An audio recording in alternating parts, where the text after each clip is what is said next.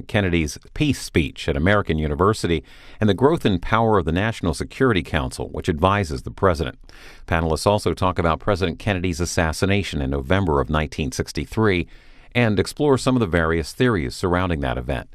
This discussion was part of a conference hosted by the Future of Freedom Foundation. It's just over 3 hours. Several years ago I was at a libertarian social function and somebody came up to me and said, what do you consider the biggest threat to our freedom and our well-being, our economic well-being?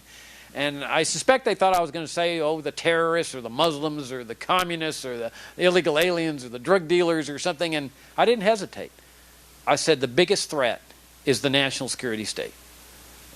Both economically in terms of the money that they're spending, the debt they're incurring that's bankrupting the country, but also in terms of the destruction of our liberty.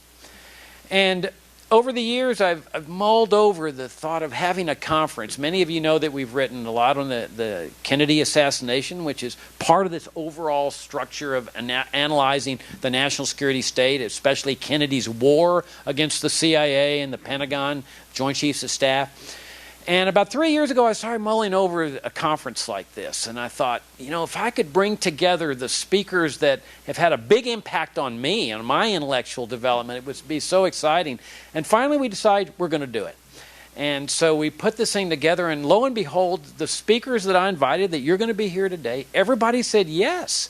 And I was just so pleasantly surprised and excited because every one of these people that are speaking today have been, for me, heroes. Their work has been heroic in terms of what we're going to be examining today. And so it's exciting to be putting this program together, and I want to thank you for coming. We're videotaping the proceedings. The videotapes are going to be free online for people to access later on. You provide the audience for the speakers. You provide the energy for the speakers, so it's great to have you here. I want to especially thank those of you that have supported us with donations over the years. We couldn't put on programs like this without your donations. We have a monthly journal called Future of Freedom, and it goes for $25. You can subscribe at our website at fff.org. We have a daily publication called FFF Daily that is, we put a lot of time, energy, and thought to every morning at 6 a.m., and that's for free, so we invite you to subscribe to that. But obviously the $25 subscriptions do not fund programs like this and our tours and so forth. It's those of you that help us out in a bigger way that enable us to do that. And I want to especially thank the people that funded this conference. As you can imagine, the $99 registration fee doesn't come close to covering all the costs of the conference, and there's a particular some people that gave us the funds that enable us to do this conference, and they want to remain anonymous, and they know who they are, and we know who they are, and we just want to say thank you. As far as the format goes,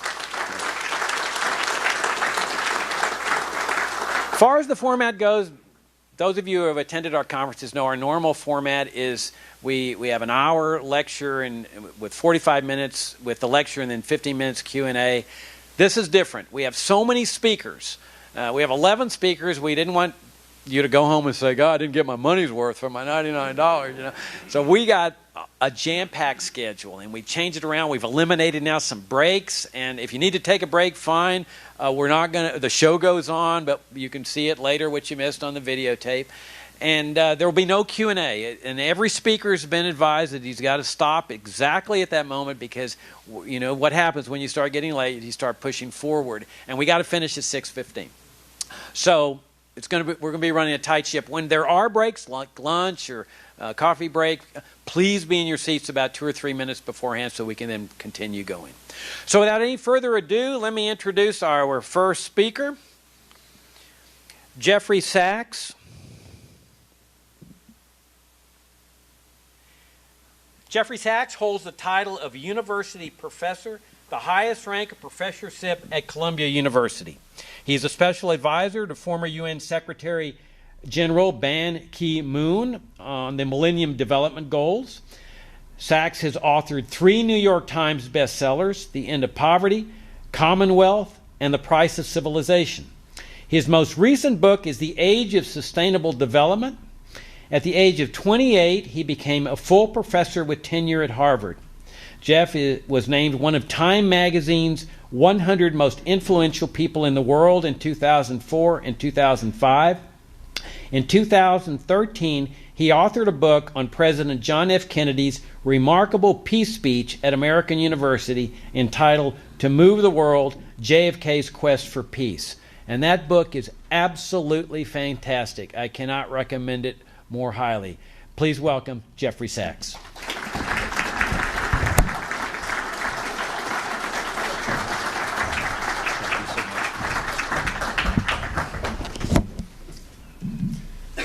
Jacob, thank you so much, and thank you for bringing us together for this wonderful conference. I feel very privileged to be here and very thankful to have a chance to be together with you this morning. I'm not a historian in a room filled with historians, so that's a risky start.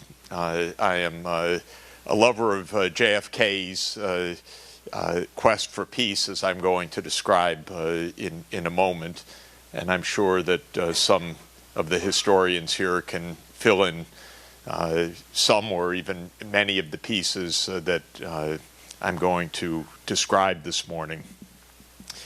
I fell in love with President Kennedy's speech on peace that he gave in June 1963. And I'll explain why in my remarks. And I took that speech as an example of a kind of leadership that showed how to inspire people to a better world.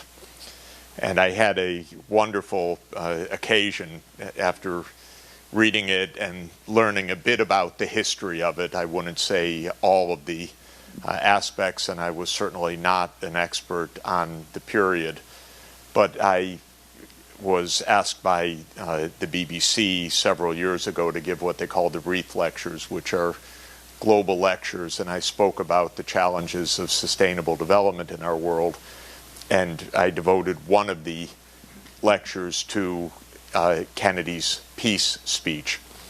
And I had the pleasure to have Theodore Sorensen sitting right in front of me as I gave that lecture at Columbia University. That's a little nerve-wracking, by the way. It's nerve-wracking enough for me to have so many historians in the room, but it was nerve-wracking to have the co-author of that speech, I think it's fair to say, sitting directly in front of me. And I gave my interpretation of the speech and walked down to greet Ted Sorensen, whom I knew and afterwards became close friends with. And he said, "Jeff, you got it." That was a great relief. And it gave me both the confidence and the inspiration to learn more and to try to put Kennedy's ideas into their historical context. And in fact, I asked Ted, who was a neighbor at the time in New York City, and an incredibly wonderful, wonderful person. Of course, one of the greatest wordsmiths in American political history, and a lovely individual. I asked him whether it would be all right if I tried to write a book about the speech, and he went one better, said that we could work on it together. And soon after that, he had a stroke and died. And so I never had the chance to work on the speech directly with him and to ask him all the questions that I then could not get direct answers to about context and purpose and some of the choices of ideas in the speech. And indeed, I put aside the project a little bit out of the grief and feeling that it wasn't really possible until it became the 50th anniversary of the speech in 1963. And I said, if I'm ever going to write about this, this is the only time. And so I wrote a book called To Move the World, which is a quotation of President Kennedy in one of his speeches to the UN, and it's about his quest for peace. So I think that this is a suitable I hope, useful opening to frame what will be a wonderful discussion of many, many themes around Kennedy and around the national security state and around its dangers. And those are themes of this foundation that I agree completely with. I regard our national security state as a profound danger to us and a profound infringement of our freedom and a reckless war maker in this world. And I think Kennedy took brave steps to try to overcome those tendencies of the war machine. And that's really the story of his quest for peace, at least in part. So I'll bring us back to those days, starting with his inaugural address on January 20, 1961. And in fact, to talk a little bit about these events in a chronological way. For me, in this remarkable address, and when you read and listen to, again, Kennedy's speeches, of course, this is probably the most iconic of all of them, but the entire body of speeches is such a wonderful treasure for America. And for a couple of years, I drove my kids completely crazy because I made them listen over and over again to this speech and that speech, and you got to listen to this, and oh, you have to hear this. Because the more you listen, the more it's not only great ideas, in my view, and important ideas, but also a kind of poetry and a kind of deep inspiration. But one of the things that Kennedy said early on in his inaugural address is, the world is very different now, for man holds in his mortal hands the power to abolish all forms of human poverty and all forms of human life. I quote this almost daily because my work at the UN involves trying to abolish all forms of human poverty, and I think Kennedy was right about this. But it's also important, in my view, to understand President Kennedy's basic thinking, a certain kind of sadness and a certain kind of awareness of our danger to ourselves and of this poignancy of modern times, almost you could say an existential reality of modern times, that we are so technologically advanced, so proficient that we can accomplish marvelous positive things in longevity, in health, in ending poverty, but at the same time we have the capacity to completely destroy ourselves and wreck the world. And it's especially poignant in my view because studying Kennedy's thinking about this from his PT 109 days to his days as a senator and his writings and speeches during his presidential campaign, which was a many-year campaign to become president in 1961. He thought about this poignancy hard, and he came into office determined to make the world a safer place. And yet it turned out, and this is a human fate, within a year and a half, he had even helped, not by design, but by accident, to bring the world to the brink of annihilation. And that was a shocking truth for him. And it was a shocking fact for the world. But I take this statement to be both true for us, true in Kennedy's time, and very much a framing of his own thinking. Well, his administration, of course, started with a debacle, one of the worst in American foreign policy history, actually, because it led on to more debacles and more near disaster. And that was, of course, the CIA inspired and led Bay of Pigs invasion. And this was something that was a legacy of the Eisenhower administration. It was CIA planned, like most of these operations that the CIA concocts to our very day. It was a massive failure. I think the CIA gets, if it were a private company, it would have gone bankrupt about 26 times because it is a massive failure of an institution when it comes to the covert war side. And the definitive mistake that we made was in 1947 when intelligence was combined with the private army. And this was a profound error that Truman knew at the time, but in a way let happen, and it continues to haunt us to this day. Kennedy tried to have it both ways famously in the Bay of Pigs, and that is he allowed it to go forward but with deep misgivings, and so he said, we'll do it but no air cover. It's kind of typical ham-handed, inexperienced president, couldn't stop it, doomed to fail in a way, failed massively. And it was, of course, not only a failure as an operation, but it was a massive foreign policy debacle.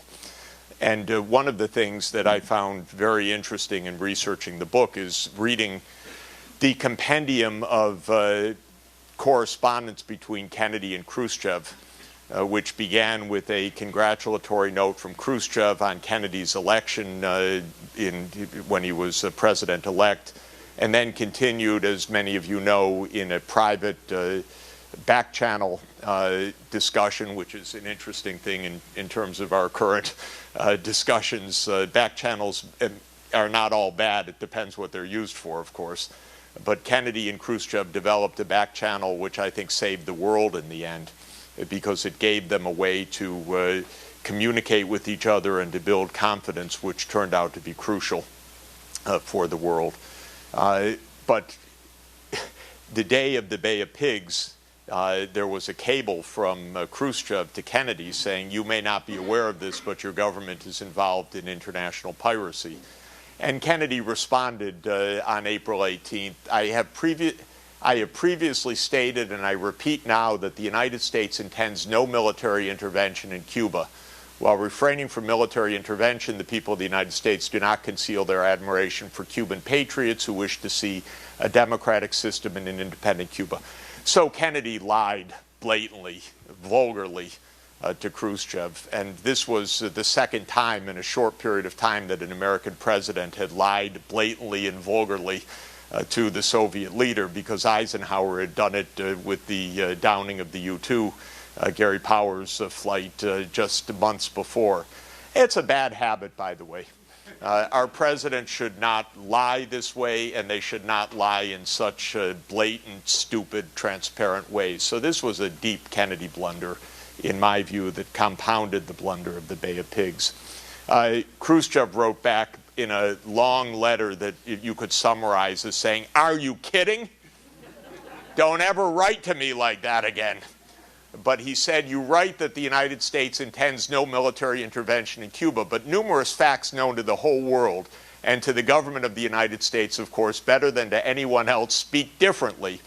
And Khrushchev goes on to tell the truth, that this is a U.S. Operation, and don't you ever claim it isn't.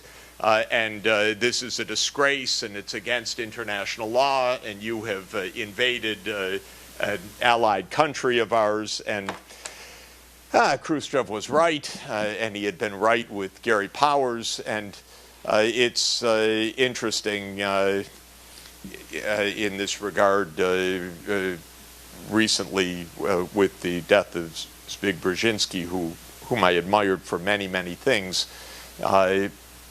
It recalled an interview that he gave recently before his death about the American support, CIA support for the Mujahideen in Afghanistan. And of course, this is the birth of Al-Qaeda. It's another completely, in my view, disastrous CIA-led operation, and the list is endless. Of CIA botched foreign policy disasters. But in this case, the Soviets claim that they invaded Afghanistan because the CIA was mucking around to overthrow the Afghan regime. We laughed and mocked at that and looked at the Soviet paranoia and the excuse, and Brzezinski said, but of course it's true. We did this well before the Soviet invasion. We hoped that it would trigger a Soviet invasion. It was a great success. It triggered a Soviet invasion. It gave them their Vietnam. Of course, it gave maybe 1 million deaths. It gave us Al-Qaeda. It did many, many awful things. But this kind of lying is what the security state does for a living. And it is one of our big weaknesses, that we're surrounded by lies all the time. And presidents speak lies relentlessly. It just flows off the tongue. But basically, it is the covert CIA operations that lead to them over and over again. Well, I think the Bay of Pigs triggered many awful things, but this was a very difficult period of the Cold War anyway. From 1958 to 1963 was probably the most dangerous moments of the Cold War, all centered in Germany. That was the main, well, not all centered. Germany and Cuba became, of course, the two places where the Cold War nearly became the end of the World War. And many things were going on. This is a deep question about what was really the essence of this conflict between the U.S. and the Soviet Union, especially at this time, and why was Khrushchev pushing so hard in Berlin.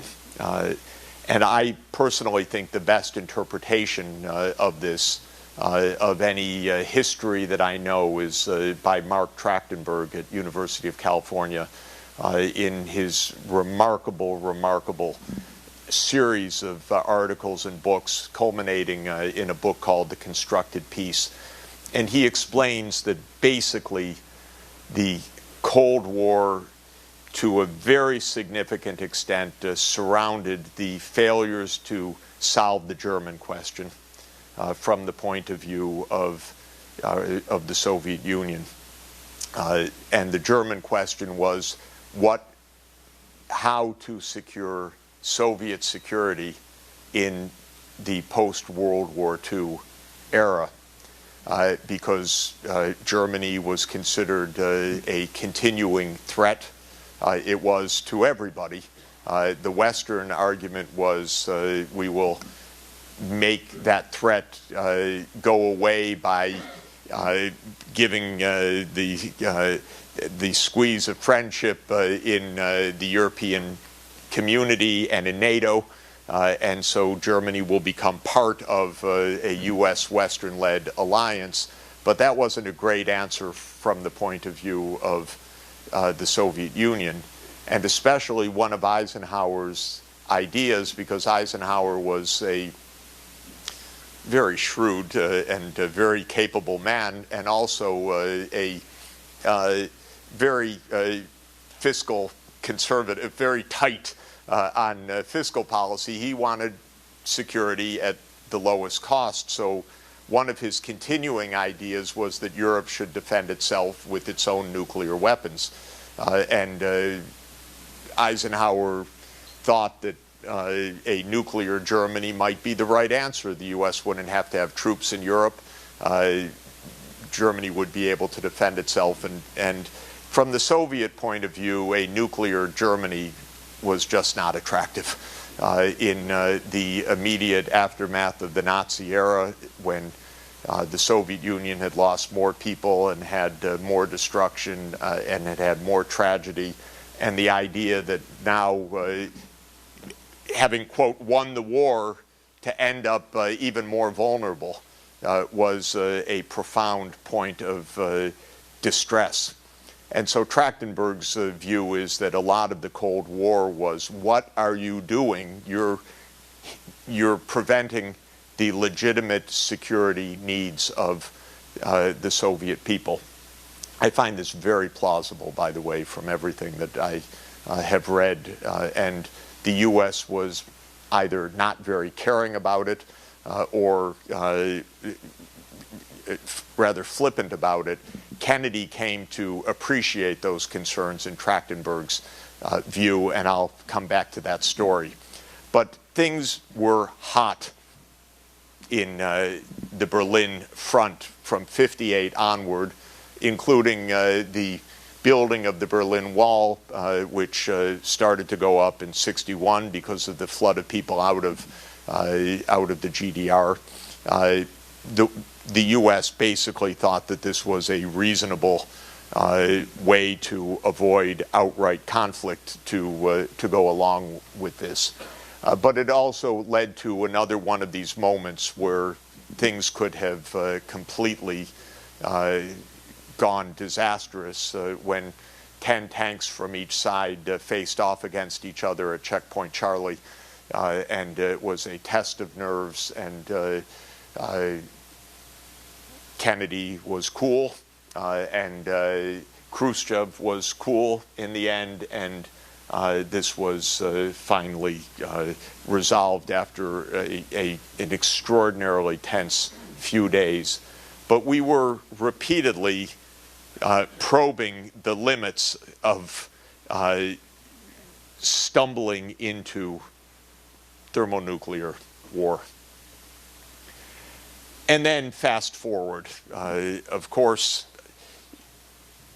Khrushchev decided that in view of the invasion of Cuba, the alliance that was forming with Castro and the Soviet Union, the U.S. nuclear weapons in Turkey, and not very well protected, exposed, dangerous, and close to the Soviet borders, that he would teach Kennedy a lesson to tell him what it's like, and to do that by installing offensive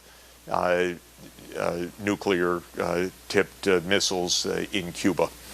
And when Khrushchev explained to Gromyko that he was going to do this, Gromyko said, "Are you crazy?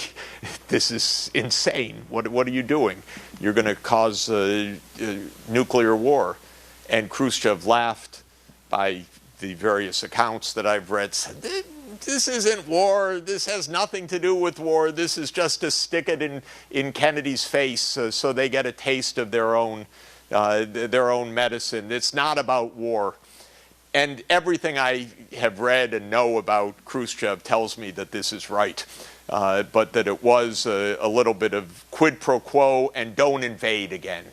And of course, the U.S. was planning on invading again or killing Castro in one way or another. This was very high on the agenda. And so Khrushchev decided to do this, and we all know the story, and so I won't recount it in any detail, except that it is for us, because of the recordings of XCOM and the history of what happened, absolutely one of the most important events of modern history, to remind us every day how dumb we are, how vulnerable we are to ourselves. And don't trust your generals ever about peace. Maybe about war, but not about peace.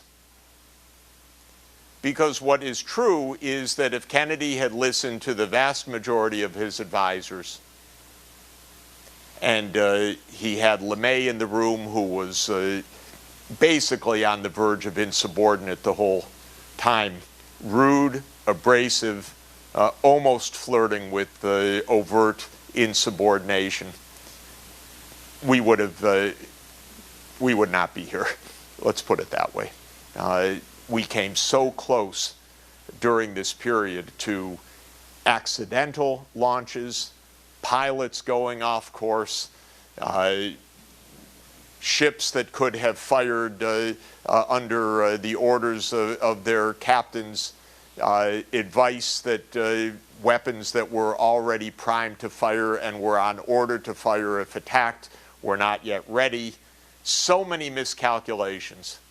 And the basic point that kept us alive, with all of the various details and the back channels and the famous genius of listening only to one of the communications from Khrushchev and ignoring the second one, and Robert Kennedy's back channels to the Soviet leadership.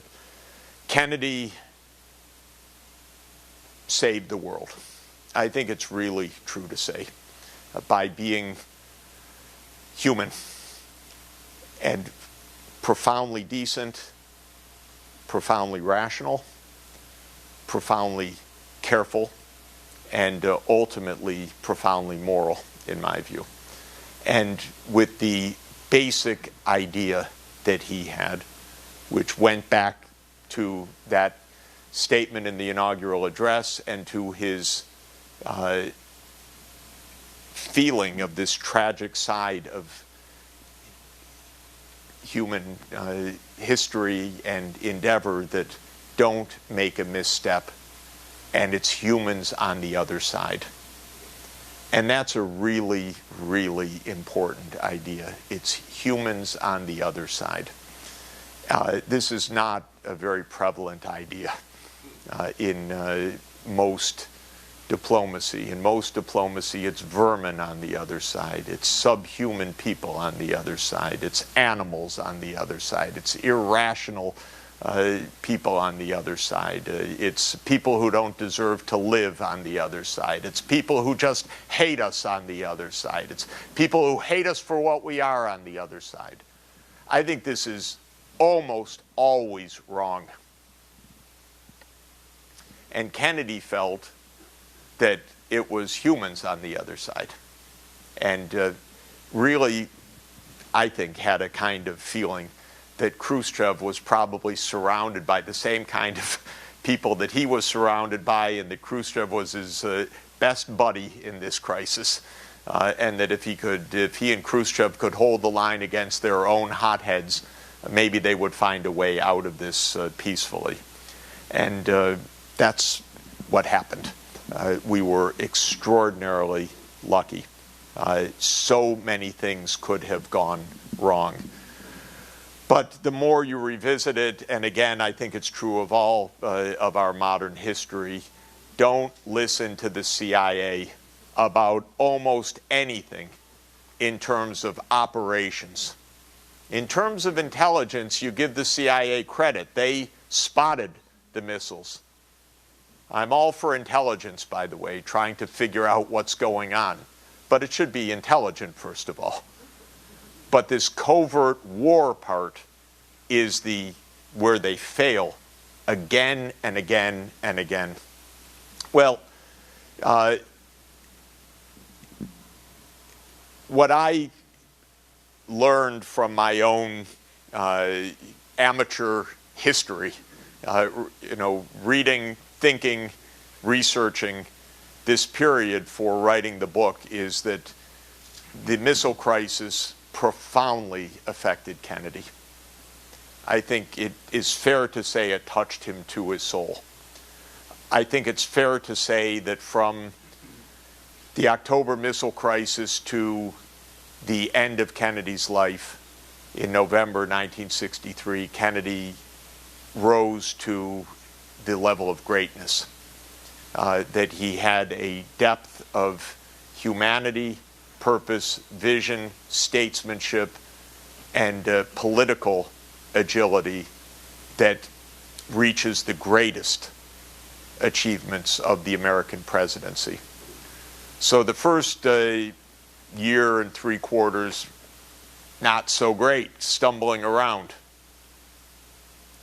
But from the Cuban Missile Crisis to the end of his life, in my opinion, true greatness at the highest caliber of leadership. But one thing that Kennedy really felt was, we cannot go on like this. we came too close. Despite the fact that he came in determined to avoid the abyss, there he stood at the abyss. And he and Khrushchev had an experience never shared by any other people on the planet, that the fate of all of humanity was in their hands. And they had almost lost everything. And I think that he was profoundly transformed by this. That's my reading. And that he was determined to find a way back from the brink. And that's what I call his quest for peace. It was a campaign for peace. And a campaign is a strategized, sustained effort.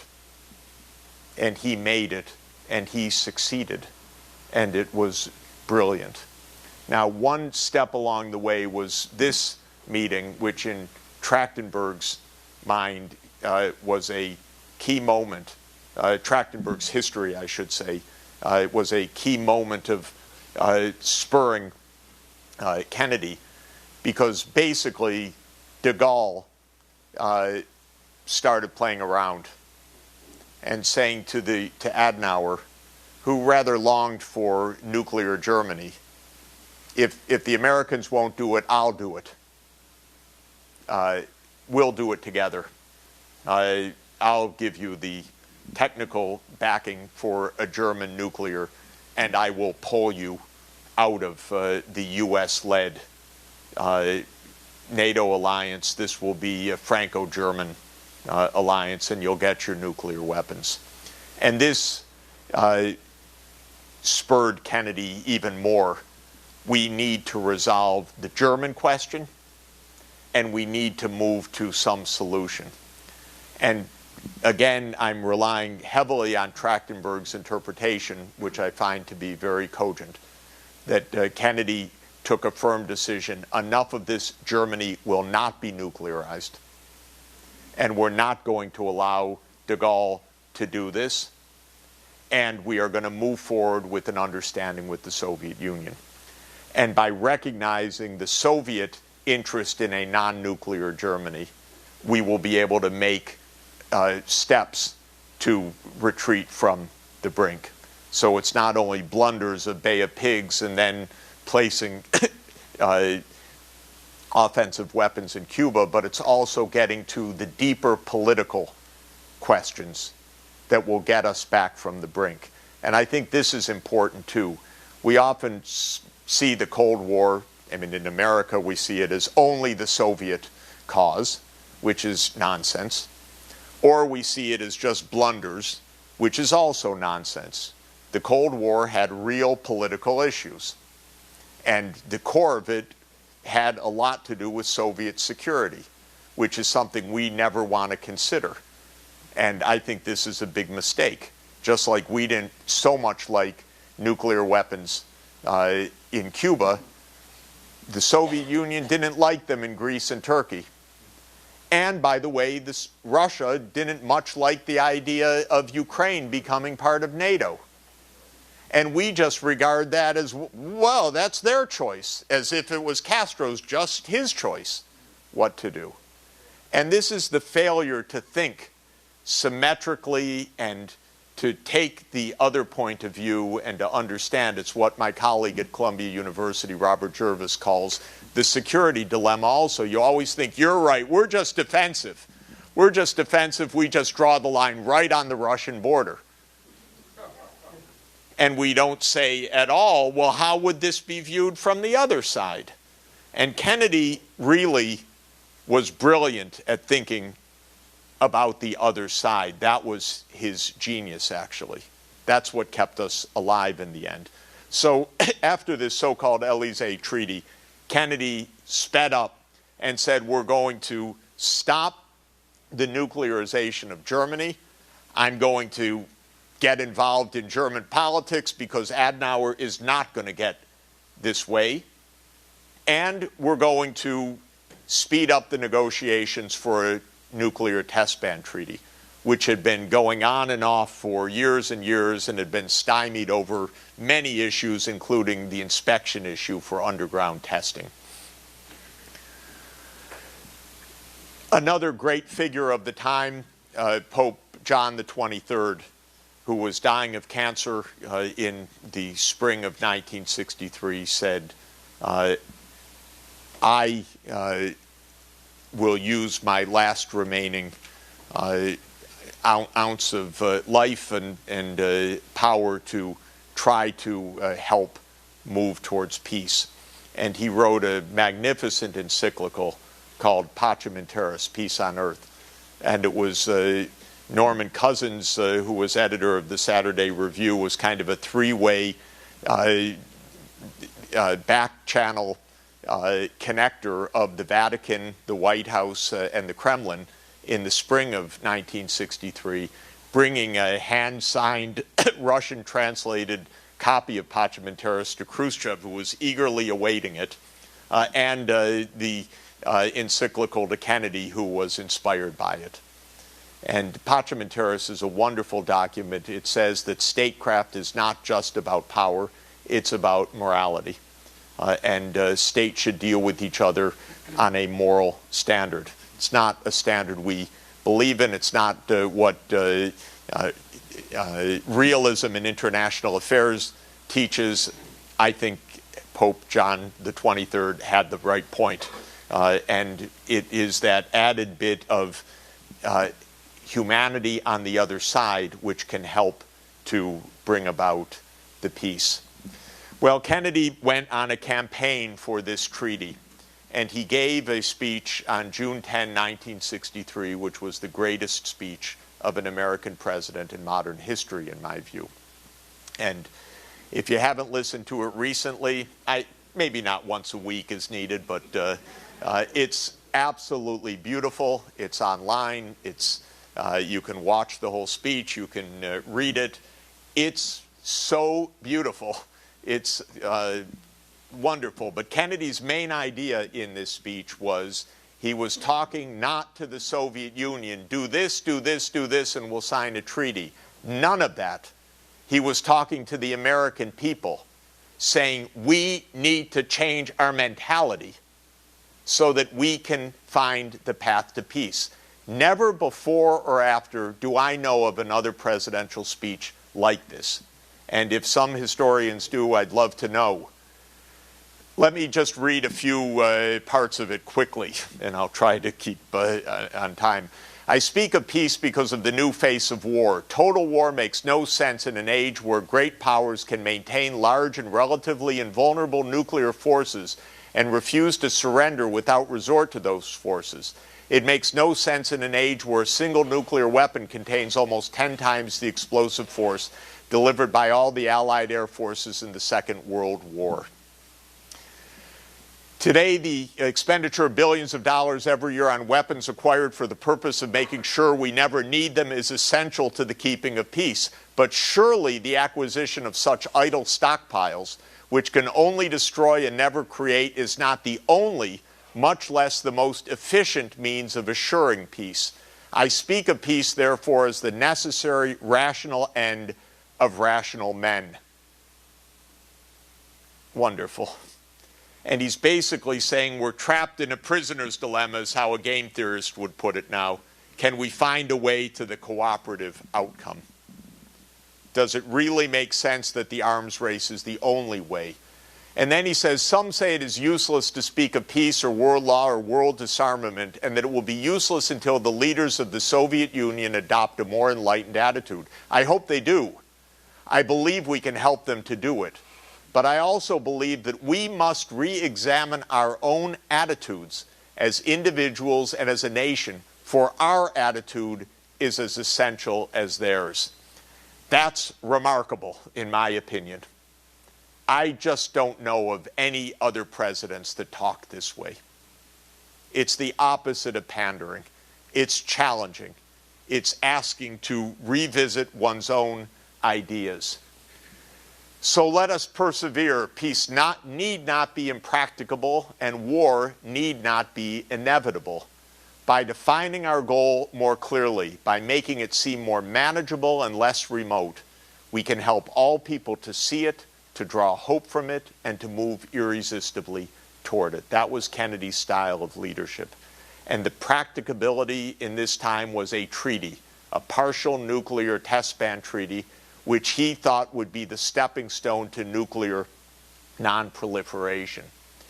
And then Kennedy goes on to praise the Soviet Union at the height of the Cold War, months after the Cuban Missile Crisis. Magnificent. Magnificent. It would be like the president praising the achievements of Persian culture and the Iranian people today. Unimaginable, yet he did it. No government or social system is so evil that its people must be considered as lacking in virtue, a wonderful term, a Greek classic term that played very heavily in Kennedy's thinking. As Americans, we find communism profoundly repugnant as a negation of personal freedom and dignity, but we can still hail the Russian people for their many achievements in science and space, in economic and industrial growth, in culture, in acts of courage. Wonderful to praise your counterpart, to tell your own citizens we must re-examine our own ideas. Khrushchev immediately calls Averell Harriman, the U.S. envoy, at the Kremlin, to the Kremlin, and says that is the greatest speech by an American president since FDR. I want to make peace with this man. And within 6 weeks, the treaty is signed. The speech is an inspiration. The speech is a bridge. The speech says we're both human. We have a common interest. We can find a way out of this mess. Incredibly, Kennedy gives another magnificent speech the next day. And I just want to frame this because for Kennedy, the interplay of our domestic decency and our international capacity to make peace and solve problems was inextricable. We don't feel that way anymore. But Kennedy gave his greatest speech on desegregation the very next day after the peace speech. That's a lot of good writing for Ted Sorensen, by the way. And he said famously, we are confronted primarily with a mortal issue. It is as old as the scriptures and as clear as the American Constitution. The heart of the question is whether all Americans are to be afforded equal rights and equal opportunities, whether we are going to treat our fellow Americans as we want to be treated. It's the same reciprocal vision of decency, morality, the golden rule, the humanity. And this is Kennedy in a period of true greatness. He went to Berlin, and in Berlin, not only did he say, Ich bin ein Berliner, but he convinced the German people, we are with you, we will provide security, and he told the men, you will not have nuclear weapons. And both sides were needed. Germany needed security. And Kennedy convinced them, we will be with you to give you security, but you will not be a nuclear power. And he thereby cleared the way for a mutual, peaceful understanding with the Soviet Union. And he basically, with the politicians that he met, made it clear it was time for the old man, Adenauer, to go, and for Erhard to become the chancellor. And Adenauer ended the chancellorship just a few months afterward. Kennedy then gave another magnificent speech in the Irish Dáil, the Parliament, and to me the most important line of that great speech is, indeed, across the gulfs and barriers that now divide us, we must remember that there are no permanent enemies. Hostility today is a fact, but it is not a ruling law. The supreme reality of our time is our indivisibility of children of God and our common vulnerability on this planet.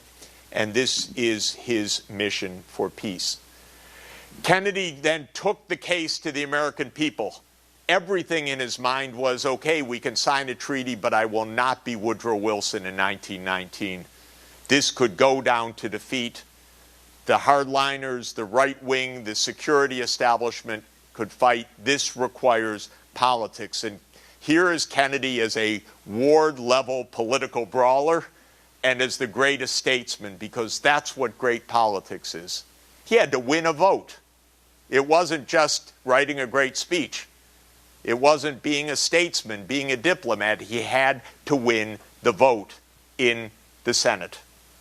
And so he went on a magnificent campaign, called in the political chips, went on speaking, gave press conferences, got key thought leaders around the United States engaged, and won Senate ratification overwhelmingly, 80-14. And this was the signing on October 7, 1963. One of the great triumphs of political vision and political courage. Then Kennedy spoke at his last speech, of course, to the United Nations. Another one you should listen to and savor. It's beautiful beyond belief. All the wonderful things we can do using science for cooperation, working together, fighting poverty, fighting hunger. Kennedy is soaring at this moment. Kennedy is reaching a level of leadership absolutely unparalleled for this time. It's dazzling. And I love the conclusion of the speech. He says, 2 years ago, I told this body that the United States had proposed and was willing to sign a limited test ban treaty. Today, that treaty has been signed. It will not put an end to war. It will not remove basic conflicts. It will not secure freedom for all. This is Kennedy-esque. He doesn't oversell, but it can be a lever. And as Archimedes, in explaining the principles of the lever, was said to have declared to his friends, "Give me a place where I can stand, and I shall move the world." My fellow inhabitants of this planet, speaking to all the world leaders in front of him, let us take our stand here in this assembly of nations, and let us see if we, in our time, can move the world to a just and lasting peace. It's amazing that in the midst of this, one more disaster, Kennedy is kind of dragged along. Again, the security state, we got to take out Diem, a bloody coup. Many of you know Kennedy is aghast when he hears the news that Diem was not just overthrown but was murdered, and he runs out blanched from the Oval Office. He's so profoundly shaken by it and feels tricked again by the security state. Let me go 2 minutes over just to conclude. A couple of lessons, some lessons for peacemaking. Define our goals clearly. We are trapped in what is called the security dilemma, thinking everything we do is fine, everything the others do is an aggression. We now know from neuroscience that this is a kind of confirmation bias or self-bias that is profoundly dangerous. Peace needs to be constructed. It doesn't just happen. It has to be constructed around a common political idea. You need moral imagination. Moral imagination means the belief that you're dealing with human beings on the other side. You need politics. This isn't just highfalutin thought. You need to win votes.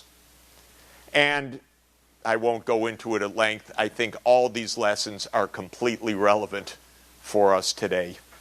And I want to conclude with what I believe are the most beautiful words of any president in modern history from the peace speech.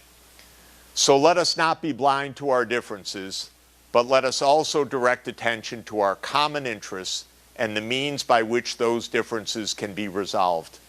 And if we cannot end now our differences, at least we can help make the world safe for diversity.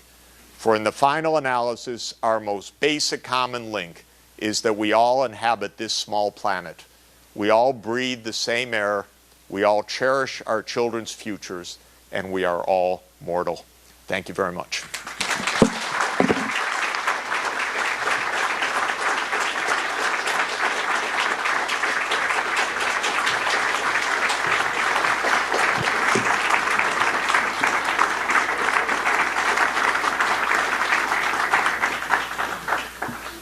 Bart?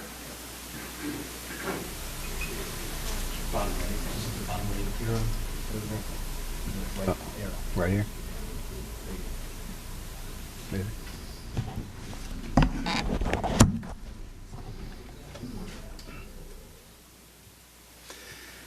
Michael J. Glennon is professor of international law at the Fletcher School of Law and Democracy at Tufts University.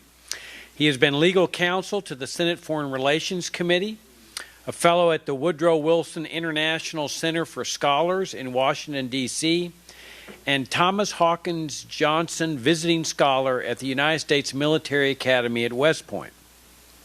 Professor Glennon has served as a consultant to various congressional committees, the U.S. State Department, and the International Atomic Energy Agency. He is a member of the American Law Institute and the Council for Foreign Relations. Professor Glennon is the author of numerous articles on constitutional and international law, as well as several books. His op-ed pieces have appeared in the New York Times, Washington Post, Los Angeles Times, International Herald Tribune, Financial Times, and Frankfurt Allgemeine Zeitung. The paperback edition of his latest book, National Security and Double Government, was published this year by Oxford University Press. He's the author of the article Security Breach in the current issue of Harper's Magazine. I can tell you that this book, National Security and Double Government, is one of the most profound and insightful books you will ever read. It's with real pleasure. Please welcome Professor Michael Glennon.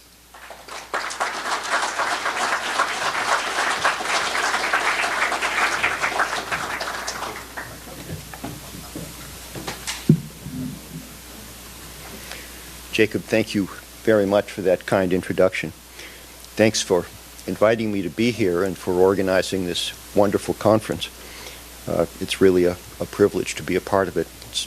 I think it was worth coming from Boston just to hear Professor Sachs' magnificent speech. Thank you very much for that.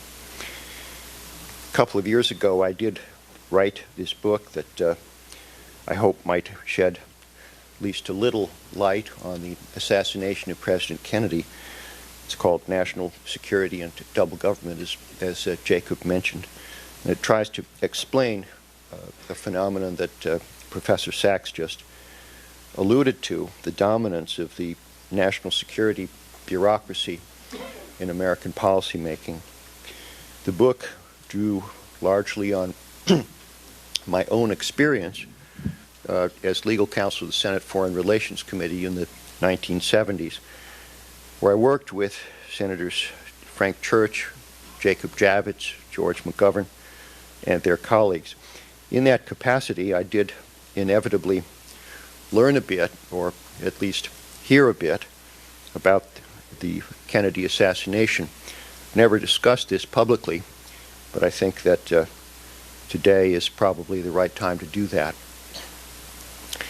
I must tell you at the outset that I, however, remain a thoroughgoing skeptic. As I will suggest, when it comes to the making of national security policy, I doubt that our government is what it appears to be. I also doubt that any firm conclusion can be drawn from anything that I know or anything that I have heard concerning who was behind the assassination of President Kennedy. My skepticism is overcome, however, by the record of the Warren Commission. I have no doubt that the Warren Commission led the way in eroding public respect for American institutions. And I have no doubt that the Commission was undermined in its investigation by the same distrust of democracy that has pushed the United States, led the way in eroding public respect for American institutions. Let me begin, therefore, by quickly outlining the notion of double government. Theory was developed in 1867 by Walter Bagehot, one of the founders of The Economist magazine. His theory has since been regarded in Britain as the most respected and indeed probably the standard explanation of how the British government operates. In a nutshell, Bagehot's theory was this: power in Britain was initially exercised by the monarch and the House of Lords.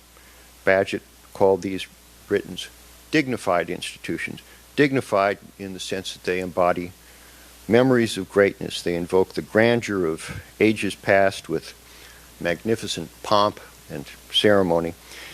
Yet Bagehot wrote that it's in fact a second set of institutions that do the real day-to-day work of governing.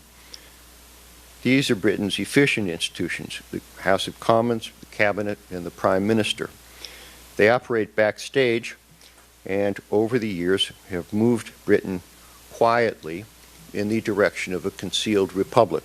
Quietly and concealed, Bagehot said, because a crisis of confidence would have occurred if the people had been aware of the massive transfer of power that had taken place.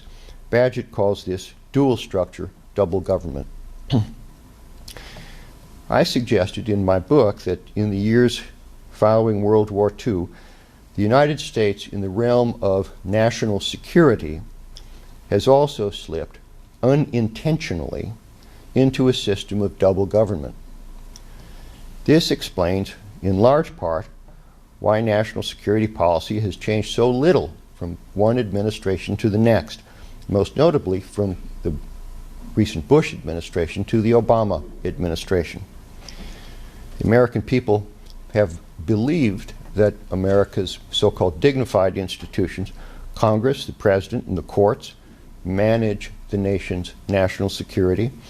But in reality, security policy has been formulated largely by a concealed network of several hundred officials who head the military, intelligence, and law enforcement agencies of the United States government.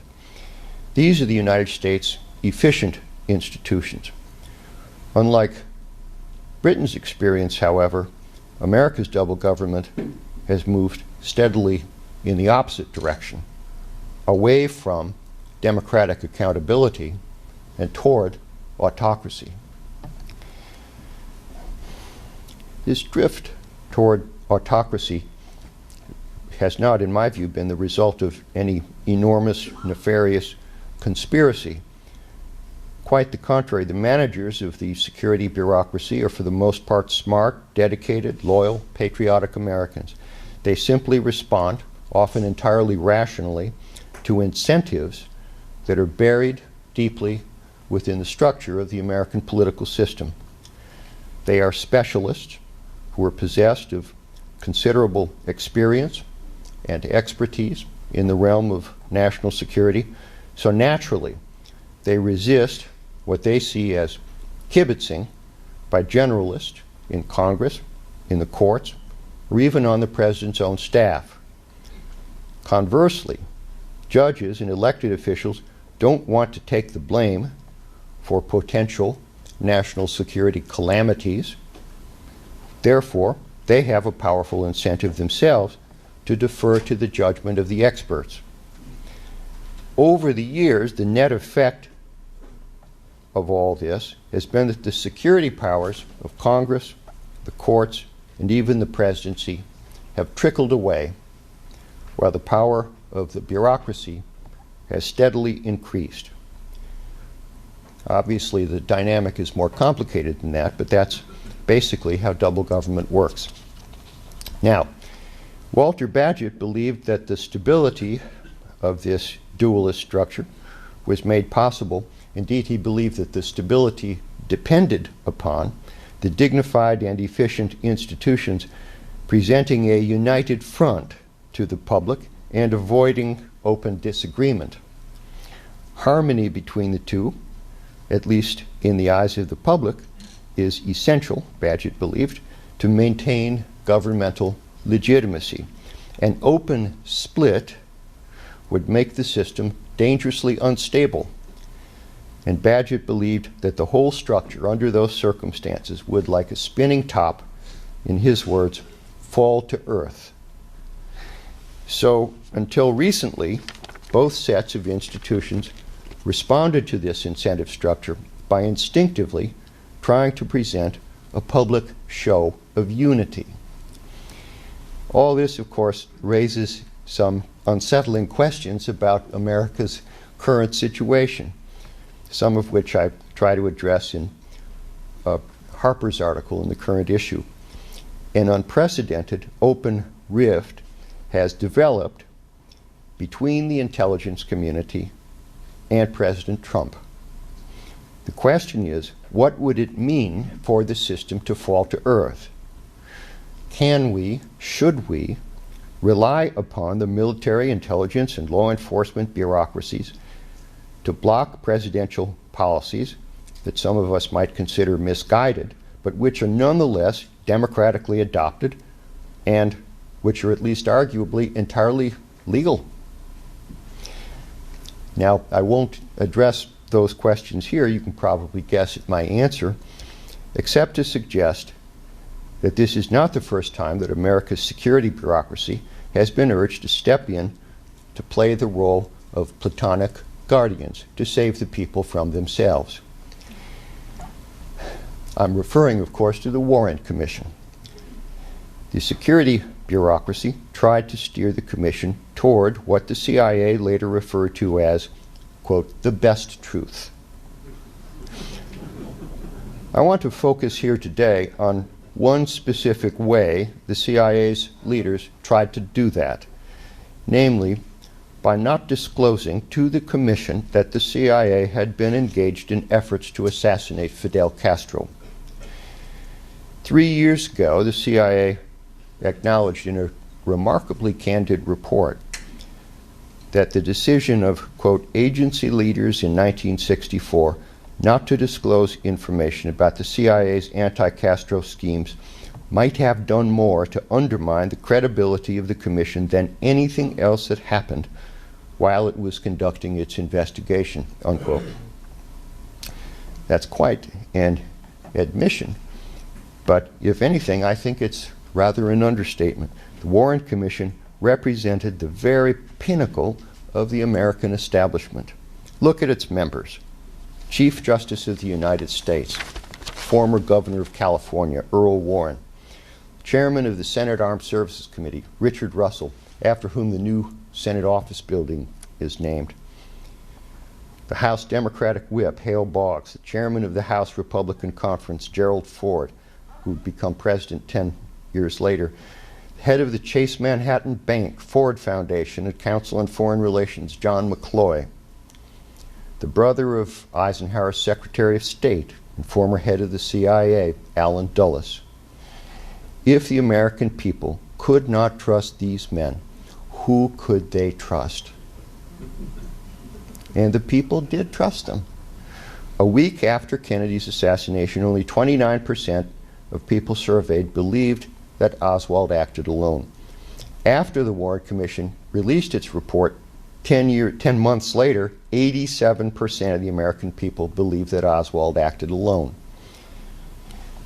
In the coming years, of course, in dribs and drabs, the truth came out, as it so often does, and the public learned what the Commission had not learned. It learned that the CIA, under Allen Dulles, had plotted to assassinate Fidel Castro.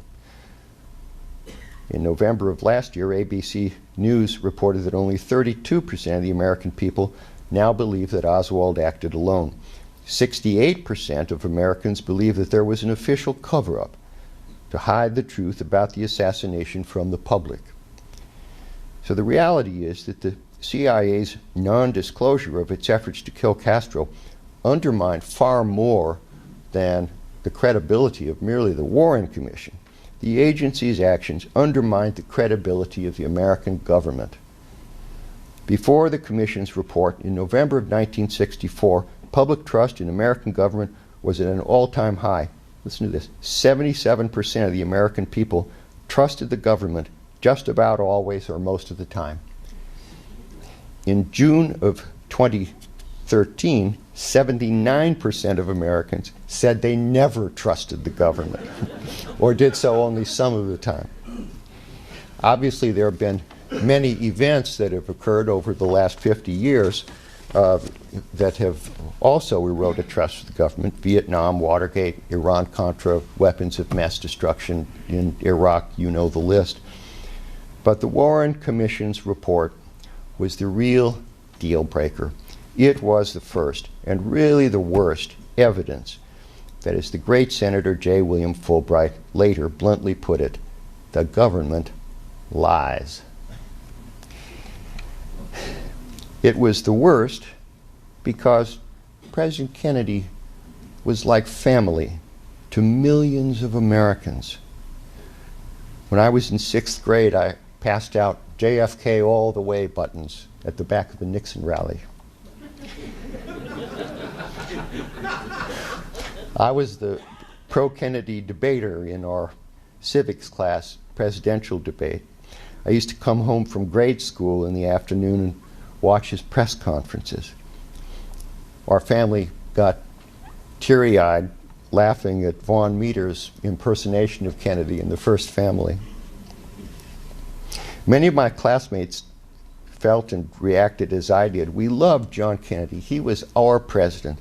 We had never loved an elected official before. And at that point in our lives, I dare say, I think most of us had never known anybody who had died. So Kennedy's death hit us very hard. It hit us very hard. And then later we learned that the government had covered up important facts about why he died, the same government that John Kennedy had inspired us to admire and trust. The Warren Commission had issued a report that could not be trusted, which was the most shocking and saddest realization of all. The American government could not be trusted, and the American government did not trust the American people. Now, think for a moment what the Warren Commission might have asked if it had been aware of the CIA's attempts to assassinate Fidel Castro. All the questions that have since become fodder for conspiracy theories could have been explored in a thorough, high-level, professional investigation while the evidence was still fresh. Did Castro know about the CIA's plots to kill him? Did he retaliate against Kennedy? Was Oswald working for the Cubans? Did Oswald have accomplices in Cuba or elsewhere?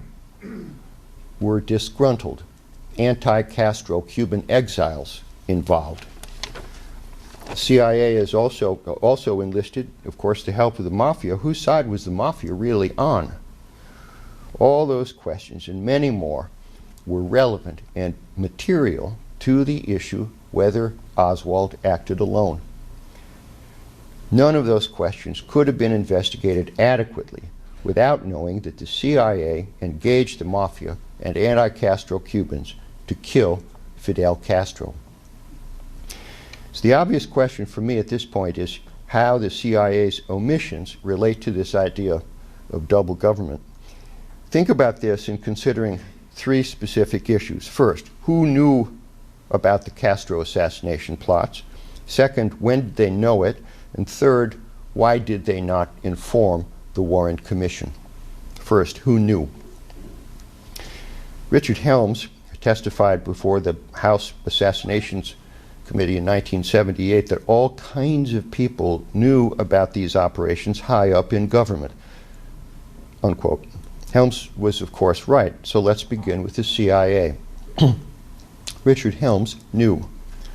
Helms was Deputy Director of Plans during the Commission's investigation. He had earlier either approved or participated directly in several efforts to kill Castro during Operation Mongoose, which Attorney General Robert Kennedy apparently managed. Helms said nothing about that to the Warren Commission. Allen Dulles knew. The Church Committee was never able to reach a firm conclusion, but a CIA document that was declassified in June of 2007 stated unequivocally that in 1960 Dulles, quote, was briefed and gave his approval, unquote, to a plot to assassinate Castro.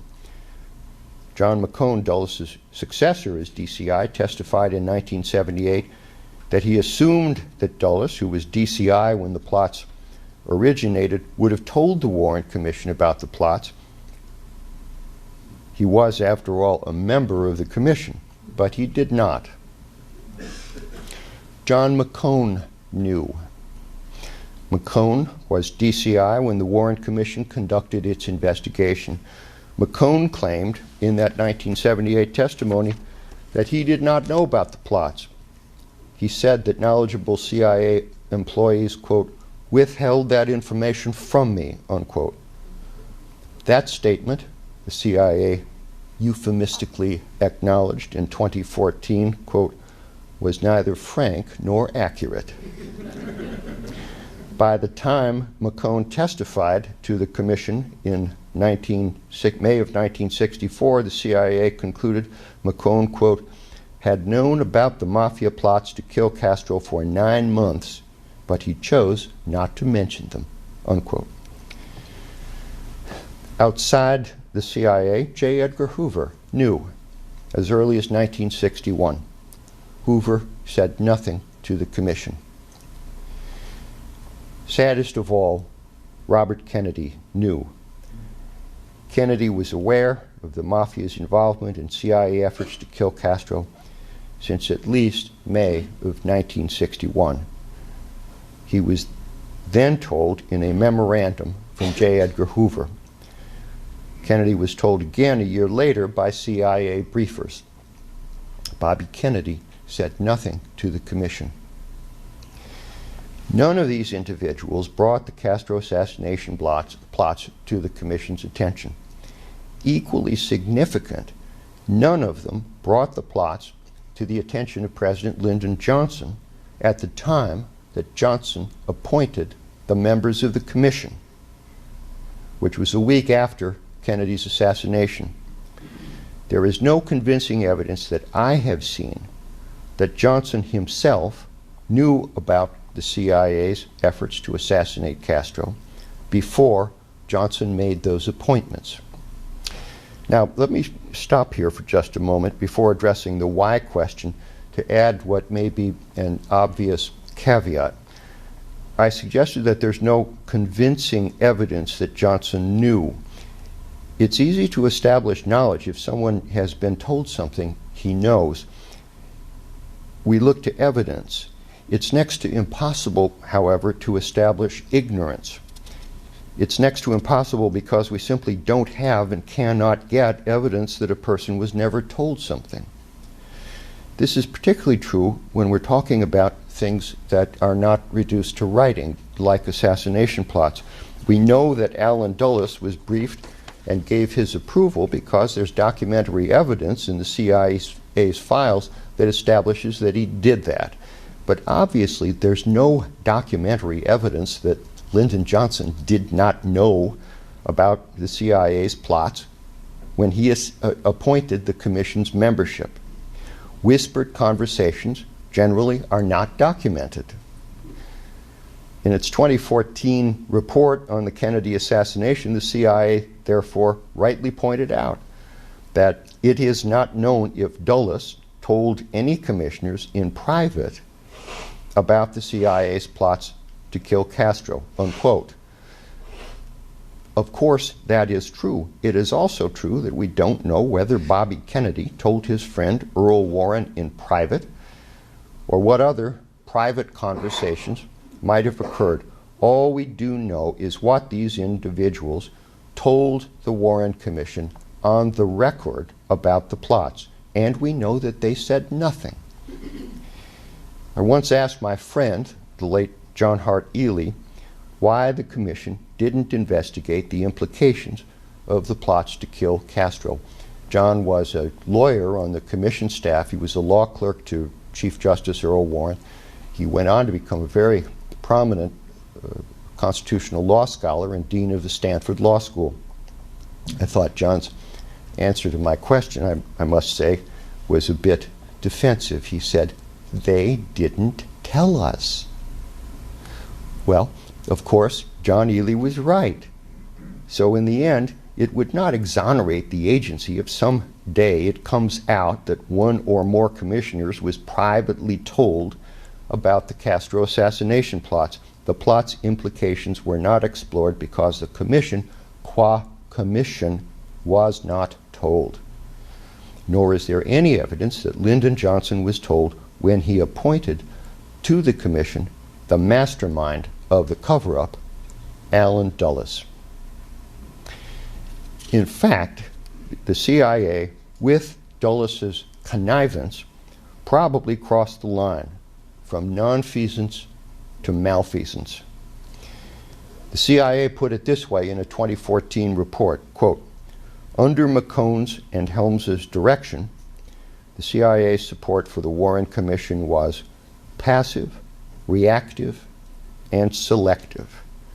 CIA produced information only in response to commission requests and did not volunteer material even if potentially relevant, for example, about agency plots to assassinate Castro," unquote.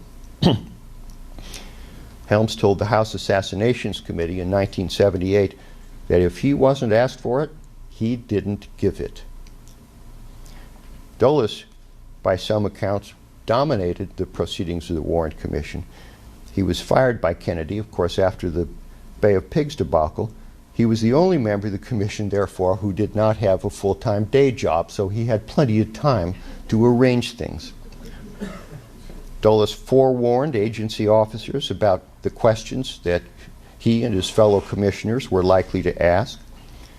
There may have been no explicit understanding between McCone and Dulles that helped Dulles steer the commission away from controversial agency operations, as the CIA found in 2014. But McCone, the agency, said, this is a quote from the agency's own report, listen to this.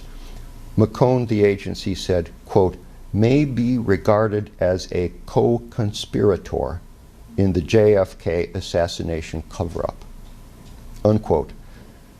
The conspiracy to keep the conspiracy to kill Castro secret after November 22nd. McCone, the agency, concluded, could rest assured that Dulles would keep dutiful watch over agency equities and work to keep the commission from pursuing provocative lines of investigation, such as the lethal anti-Castro covert actions, unquote. So, the question is, why?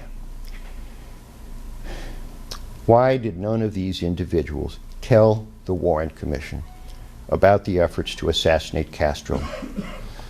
The most generous explanation is that they saw their inaction as averting potential war. If it turned out that Castro was behind Kennedy's assassination, as Helms put it, we could have had a very nasty situation. What would be the retaliation? A startled America could do some extreme things, unquote. Lyndon Johnson may not have known about the CIA's plots to assassinate Castro, yet he appeared to share the CIA's impulse to avoid the risks of war that a full-scale investigation could have entailed. Johnson said, quote, "We've got to take this out of the arena where they're testifying that Khrushchev or Castro did this and chuck us into a war that can kill 40 million Americans in an hour," unquote. Johnson used this fear to browbeat several men into accepting his appointment to the Warren Commission. CIA leaders soon concluded, if they hadn't already, that the route to the best truth, as the agency called it, was to push the story that Oswald acted alone. In fact, that narrative may have been established as early as 3 days after the assassination.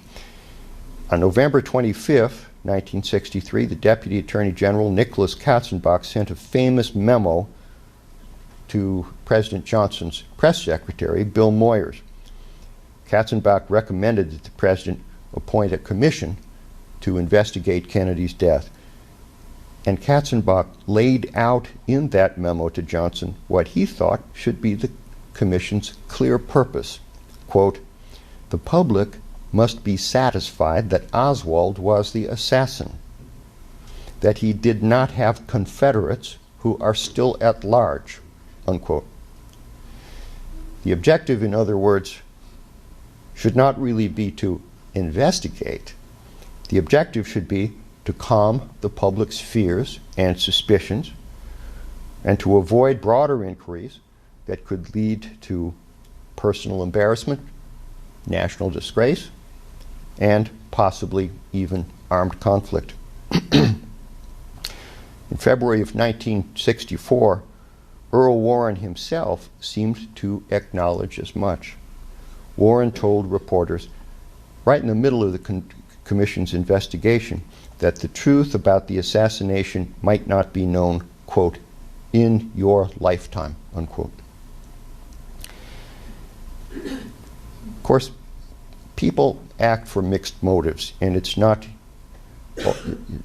easy to rationalize darker intentions. There are, in fact, less charitable reasons that may explain the actions of the CIA's and the FBI's leaders. Public disclosure of the plots could have ruined their careers and their reputations. Disclosure could conceivably have exposed them to criminal liability. It could have revealed omissions, negligence, and ham-handedness in their conduct of the investigation, particularly on the part of the FBI. It could, therefore, have generated calls for more rigorous congressional oversight of agencies that at the time were largely self-policing, and still are, I might add. It could even have triggered efforts to abolish the CIA, or to get it out of covert operations and limit its role to intelligence gathering. Harry Truman proposed just that in a stunning Washington Post op-ed piece that was published only a month after Kennedy's assassination. None of this explains Robert Kennedy's silence. Why didn't Robert Kennedy inform the Warren Commission himself? Following the Bay of Pigs fiasco, after all, his brother had famously said that he wished he could break the CIA into 1,000 pieces and scatter it to the winds. Presumably, Bobby Kennedy shared that same impulse, at least for a while. But he himself was deeply involved in the plots to assassinate Fidel Castro, and his animosity toward the agency may later have diminished. Helms testified that the agency was under considerable pressure from the Kennedy administration to get rid of Fidel Castro. Robert Kennedy could have believed that his brother's standing in history and his own reputation would have been tarnished if the Castro assassination plots ever became public. It's possible, in fact, that Robert Kennedy blamed himself for his brother's murder. When I worked for the Senate Foreign Relations Committee, I had a conversation with Senator George McGovern that has always stuck in my mind. McGovern was a friend of Robert and Jacqueline Kennedy. In 1978, McGovern's subcommittee on international operations was engaged in an inquiry into the activities of foreign intelligence agencies within the United States, including DINA, SAVAK, and the other intelligence services of some of America's upstanding allies.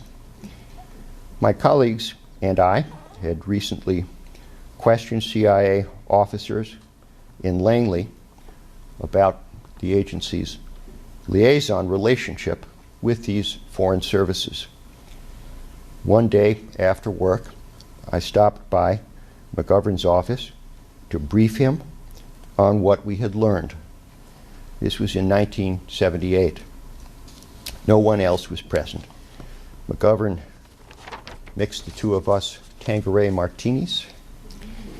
The topic turned to assassinations, and then the assassination of President Kennedy.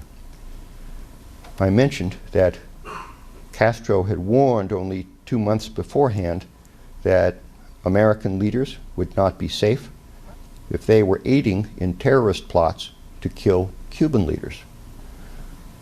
I was standing at the time staring out the window, and McGovern said that after the assassination, Bobby Kennedy would come to his office and just stare out the window like that for the longest time, saying nothing. I said Kennedy might have been inordinately depressed because he felt responsible for his brother's assassination, because Castro found out about the plots to kill him and retaliated by ordering the assassination of President Kennedy. McGovern said yes, that is what Bobby believed. I had the temerity to ask McGovern how he knew that. McGovern replied, "Jackie told me." Let me be very clear about this. I myself have no way of knowing whether Castro was in any way involved, or what Robert Kennedy or Jacqueline Kennedy ultimately came to believe, or whether their beliefs, whatever they were in the end, were based upon hard evidence or sheer speculation. George McGovern did not say that he believed that Castro was involved. McGovern never told me what he believed, and I did not ask. I knew Ted Sorensen. I told Sorensen about this conversation with McGovern, and I asked him who he believed was behind Kennedy's assassination.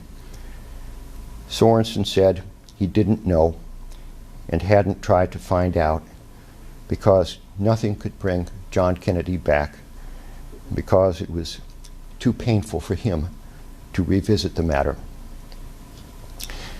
When I was in Cuba in the 1980s during a long multi-cigar afternoon with Ricardo Alarcón, I asked him about this. Alarcón had been Castro's ambassador to the UN and was very close to Fidel Castro. As I expected he would, Alarcón denied it. He said that they, the Cubans, would have been crazy to do such a thing because the retaliation would have been devastating if the Americans found out. Friends of mine who were on the church committee staff tell me it's highly likely that the Mafia was behind Kennedy's assassination. I worked closely with Frank Church on the Foreign Relations Committee, but I never asked Church what he believed had happened, and I never heard Church express his own opinion. So in sum, I don't know. I have no fixed opinion as to who was involved in President Kennedy's assassination or why he was killed. The circumstantial evidence that I am aware of is incomplete and contradictory.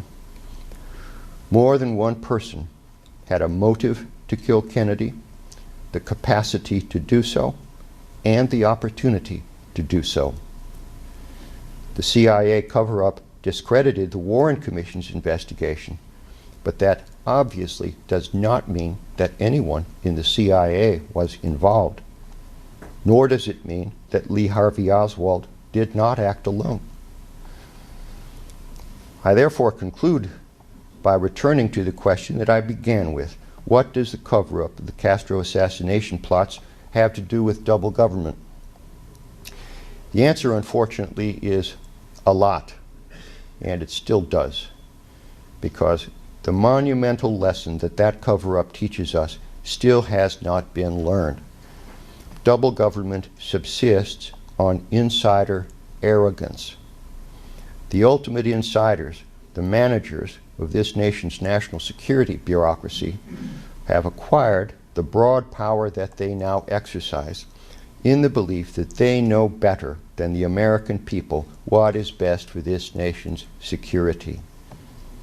They have managed to convince Congress and the courts and even the President's staff that they should be deferred to because their expertise will lead to wiser decisions than those based on the judgment of the American people and their elected representatives. Dean Acheson's attitude perfectly embodied that belief. Acheson said, quote, "If you truly had a democracy and did what the people wanted, you'd go wrong every time," unquote. That was the belief of the CIA leaders who covered up their plots to assassinate Fidel Castro. The people can't handle the truth, so we have to give them the best truth, a truth that omitted the agency's efforts to kill Castro. It was that distrust of government, that distrust in democracy, that distrust in the people that more than anything else led to the cover-up. The possibility did not seem to occur to the agency that perhaps the people can be trusted to know what's in their best interest, that perhaps government distrust of the people causes the people to distrust the government, and that perhaps democracy would be strengthened, not weakened, if government trusted the people. Justice Brandeis wrote, "Government is the potent, the omnipresent teacher. For good or ill, it teaches the whole people by its example." It seems to me that if the government of this country ever wants to be trusted again, it can start by setting an example. Thank you.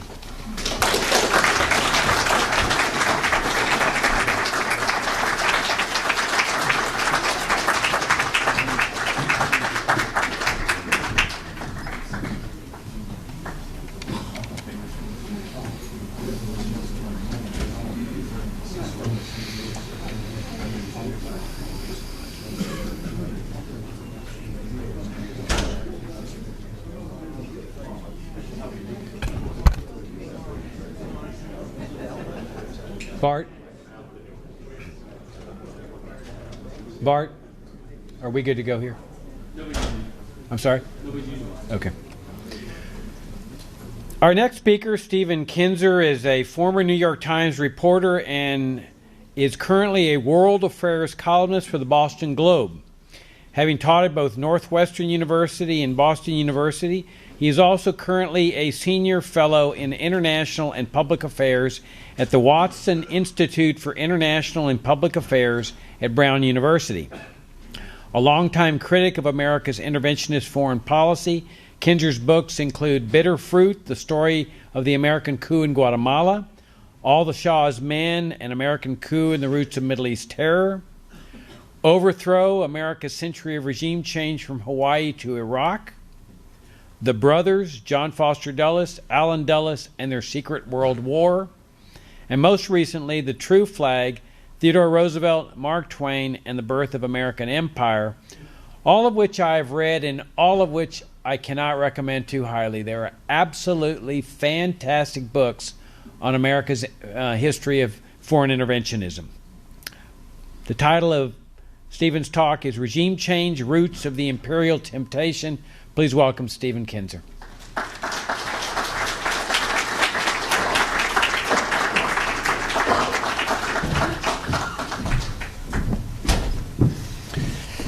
Thank you. It's wonderful to be here, and especially to be following two such eminent scholars. You've now been given by the last two speakers a picture of where we were around the period of the early 1960s and the Kennedy assassination. So I've been asked to give something like a prequel to those speeches. How how did we get here? I've been told by my publishers that journalists' memoirs never sell. The only people that ever buy them are other journalists. Therefore, despite my efforts, I've been told by several publishers, you're never going to sell a memoir. Forget it. So I've dropped out the idea of ever writing a memoir, but I do have a title. My other books usually work the other way. I get the book done and then come up with a title. Now I have a title for which there never will be a book. But it does encapsulate my approach to trying to understand America and the world. It's a line from one of those old movies that I love to watch called Arsenic and Old Lace. Remember that movie with Cary Grant? So for those of you that forgot that one, Cary Grant plays a young man who goes to visit his elderly aunts. And they run a rooming house in which they poison the guests. That's the theme of this comedy. And there's a wonderful spot in the movie where Cary Grant turns to one of his aunts to try to understand what's happening. The aunt says, oh, the gentleman died because he drank wine that had poison in it. And Cary Grant's eyes pop open and he says, but how did the poison get in the wine? That's going to be the title of my non-existent memoir. That's all I ask myself. So the wine of world peace and discord and social peace in the United States has been poisoned. How did the poison get in the wine? Essentially, I've devoted my career to trying to answer that question. The answers are not to be found just in the last few years. And I want to try to take us back to the beginnings and a little bit of the story of how we got to this point that has been so aptly described, particularly in that last speech. We sometimes look for the roots of America's reckless intervention in the world in the period after World War II. I think that's a mistake. That's too late. It actually began before that. You can look at the period of American imperial expansion essentially in three sections. First, we created a continental empire inside North America. Second, in the period around the end of the 19th century, we moved towards creating an overseas empire. And then the final phase came after World War II when we moved to the idea of creating global empire. But our first great debate over whether this was a good idea took place in the wake of the Spanish-American War. This was a huge debate that involved the entire United States. And this is something that was new to me as I began my research for my most recent book. I always understood that it was the period of the Spanish-American War that led us into the period of imperial expansion. It was that moment when we decided North America's not enough for us. We need to project our coercive and military power further than that. And that was the period when, of course, we took the Philippines and Guam and Puerto Rico and assumed responsibility for Cuba and began setting out on the path that has led us to where we are now. I had always understood, however, that we made this decision more or less automatically. That it was just the logical next step. We got to California, and then the next step was Hawaii and the Philippines. It was a sort of a reasonable progression in which the American people were complicit. But actually the opposite is true. The United States erupted in a nationwide debate over whether this was a good idea. In the summer of 1898, there was a great explosion of anti-imperialist sentiment in the United States. A war that began with the purpose of liberating Cuba turned during that summer into something very different. Suddenly, after having sunk the Spanish fleet in the Philippines, we began to think, maybe we should take the Philippines, we should take Hawaii, we should replace Spain, we should join other European nations in the scramble for territories and influence around the world. This created an eruption of protest. And during that year, 1898 and through 1899, this was the subject that riveted the American people. I can tell you from many hours cranking microfilms in the New York Public Library dark room, that this was on the front pages of every newspaper every day. Every major American political and intellectual leader took sides in this debate. In the autumn of 1898, President McKinley decided that he would impose on Spain a treaty by which we would take the Philippines and other Spanish possessions and embark on our imperial project. At this point, anti-imperialist sentiment became intense. An organization called the Anti-Imperialist League emerged. It had chapters all around the United States. It staged hundreds of public meetings, distributed hundreds of thousands of leaflets and broadsides, lobbied intensively in Washington. It's a piece of our history that we've forgotten because I think it's something that maybe we're not told is a good thing for us to remember. But when you go back and read, as I have, the speeches that were made at that time, you can't help but be struck with how prescient the anti-imperialists were in those days. Let me just give you an example or two. The very first anti-imperialist meeting in American history was held on June 15th, 1898, at Faneuil Hall in Boston. It was exactly on this theme I mentioned. Shall we now use the Cuban War as an excuse to become an imperial power? That speech was rally was opened by a speech by Reverend Charles Ames, a leading Unitarian theologian of that era. Ask yourself how true this came. The policy of imperialism threatens to change the temper of our people and to put us into a permanent attitude of arrogance, testiness, and defiance toward other nations. Once we enter the field of international conflict as a great military and naval power, we shall be one more bully among bullies. We shall only add one more to the list of oppressors of mankind. That was 1898. Now, that autumn, President McKinley decided that he would proceed with the project of annexation and world power.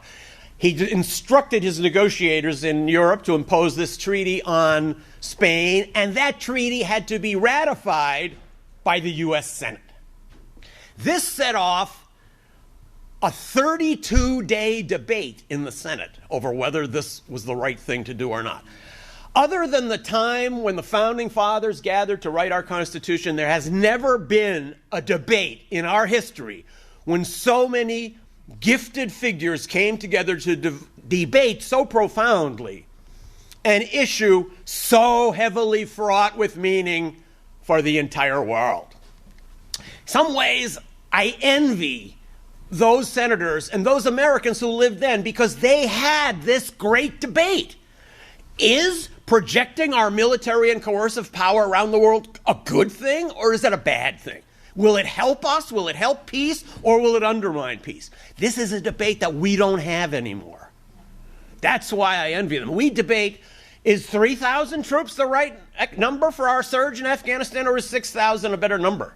We never debate the larger questions. And here was the last time the United States did that. I must say that going through the debates, the text of that 32-day debate is quite humbling. Every issue on the question of intervention that we now discuss was first discussed then. So all of American foreign policy can effectively be reduced down to one question, or down to one word, really. It's intervention. Where do we intervene? When? Under what circumstances? With what tools? With what goals? And that hasn't changed over a period of more than 100 years. So the arguments that we used on both sides when we debated as a nation whether to intervene in Vietnam, Central America, Iraq, Syria, are the very same ones that were used in this debate in the early months of 1899 in the U.S. Senate. The one depressing thing about that debate is that the senators then were so much more articulate. Even the bad guys were brilliant. Their speeches are masterpieces of classical oratory.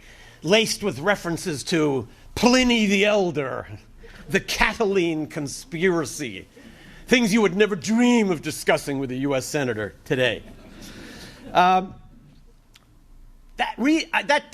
debate is so full of meaning. I want to suggest that somehow maybe the Friends of Freedom would like to publish it as a pamphlet so that Americans can see how these debates were so brilliantly argued at that time. I'm not going to go into this in great depth, but let me just give you one quick exchange between the two Republican senators from Massachusetts. Henry Cabot Lodge, who was the great Mephistopheles of the Imperial Project back then, and his opposite number, George Frisbee Hoare, who was an outspoken anti-imperialist. And both of these arguments are arguments you still hear today. Here's Henry Cabot Lodge. I do not believe that this nation was raised up for nothing. I have faith that it has a great mission in the world, a mission of good, a mission of freedom. I believe it can live up to that mission. Therefore, I want to see it step forward boldly and take its place at the head of nations. This led Senator George Frisbee Hoare to leap to his feet and reply, "You have no right at the cannon's mouth to impose on an unwilling people your Declaration of Independence and your Constitution and your notions of freedom and what is good." This debate riveted America. Foreign diplomats based in Washington were sending back reports every day about how it was going, because all understood that this debate was not only going to shape the United States, it was going to shape the future of the entire world. Newspapers were filled with tallies from day to day. How many senators on this side and that side? Which senator has been offered a federal judgeship in order to vote for the treaty, which, by the way, he did get. Another senator got something even better than a federal judgeship if you're a senator, which is the right to name all the postmasters in your home state. Nothing better than that if you're a senator. So the debate went on, as I said, for 32 intense days. And the final result was that the U.S. decided to ratify this treaty, meaning not only, as everyone in the Senate realized, that we were going to take the Philippines, but that we were going to set off on a new national path. The margin was one vote more than the required two-thirds majority for that treaty. One vote. The anti-imperialists then appealed to the U.S. Supreme Court. They argued, first of all, that the U.S. government has no powers other than those specifically granted in the Constitution. And the Constitution nowhere says that the U.S. government has the right to send troops to foreign countries. They also argued that it was not legal for the U.S. to govern people anywhere in the world without giving them constitutional rights, which would, of course, have meant the instant end of the imperial project. The Supreme Court ruled that this imperial project was legal and constitutional by a vote of 5-4. One vote. And interestingly enough, the justice who wrote the majority decision had recently participated in the majority decision on the Plessy versus Ferguson case, which of course ruled that not all Americans deserve the same amount of rights, and therefore if you believe that, it's logical to believe that we don't have to give rights to people in other countries either. So the anti-imperialists were defeated for a time. I think they did slow down the project. Don't forget that in those days we annexed countries. We didn't just govern them and rule them. We took them over. We stopped doing that. The Philippine War was a huge shock, I think, to many Americans, including Theodore Roosevelt, who had strongly promoted it. We truly believed, as our leaders told us, that we were going to be welcomed. We were going to have flowers thrown at us, to use a modern term, as we arrived in the Philippines. Things didn't work out that way. We left over 200,000 Filipinos dead. We had our first big torture scandal. It was a real loss of innocence for Americans, even those that wanted to ignore what we had done in the Mexican War and what we'd done in our wars against Native Americans. One of the things I realized from writing this book was a great discovery. For me, the big discovery of my new book is that this debate ever happened. But I learned some other things when writing it, and one has to do with Mark Twain. So I grew up with what I now realize is a very partial view of Mark Twain. Mr. Nice Guy, everybody loved him. He sat on his front porch, he rocked, he had nice white curls, and told funny jokes, just like your beloved grandfather. This was not the complete Mark Twain, let me tell you. Mark Twain was a vituperative anti-imperialist. Many of the quotes that I use from Mark Twain in my book don't appear in anthologies or biographies of Mark Twain. Like many people, I think he's been bleached for our public consumption. We've taken away the edge.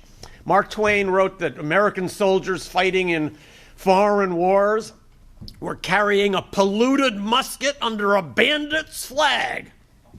And he even wanted to change the flag of the United States to replace the stars with skull and crossbone symbols.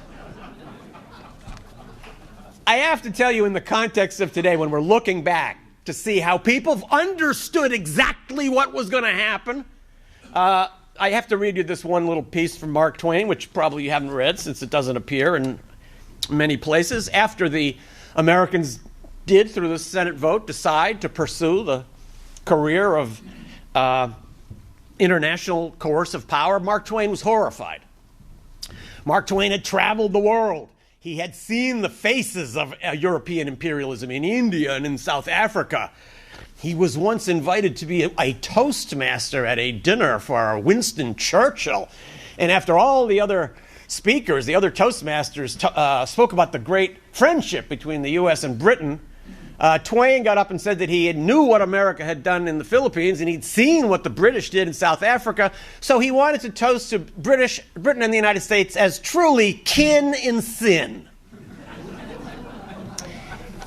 Here is a little scrap that Mark Twain wrote in his depression over the U.S. decision to take this imperial course in the world. Ask yourself if this didn't come true, or could it be written today? It was impossible to save the great republic. She was rotten to the core. Lust of conquest had long ago done its work. Trampling upon the helpless abroad had taught her by natural process to endure with apathy the like at home. The government was irrevocably in the hands of the prodigiously rich and their hangers-on. The suffrage was become a mere machine which they used as they chose. There was no principle but commercialism, no patriotism but of the pocket. 1899.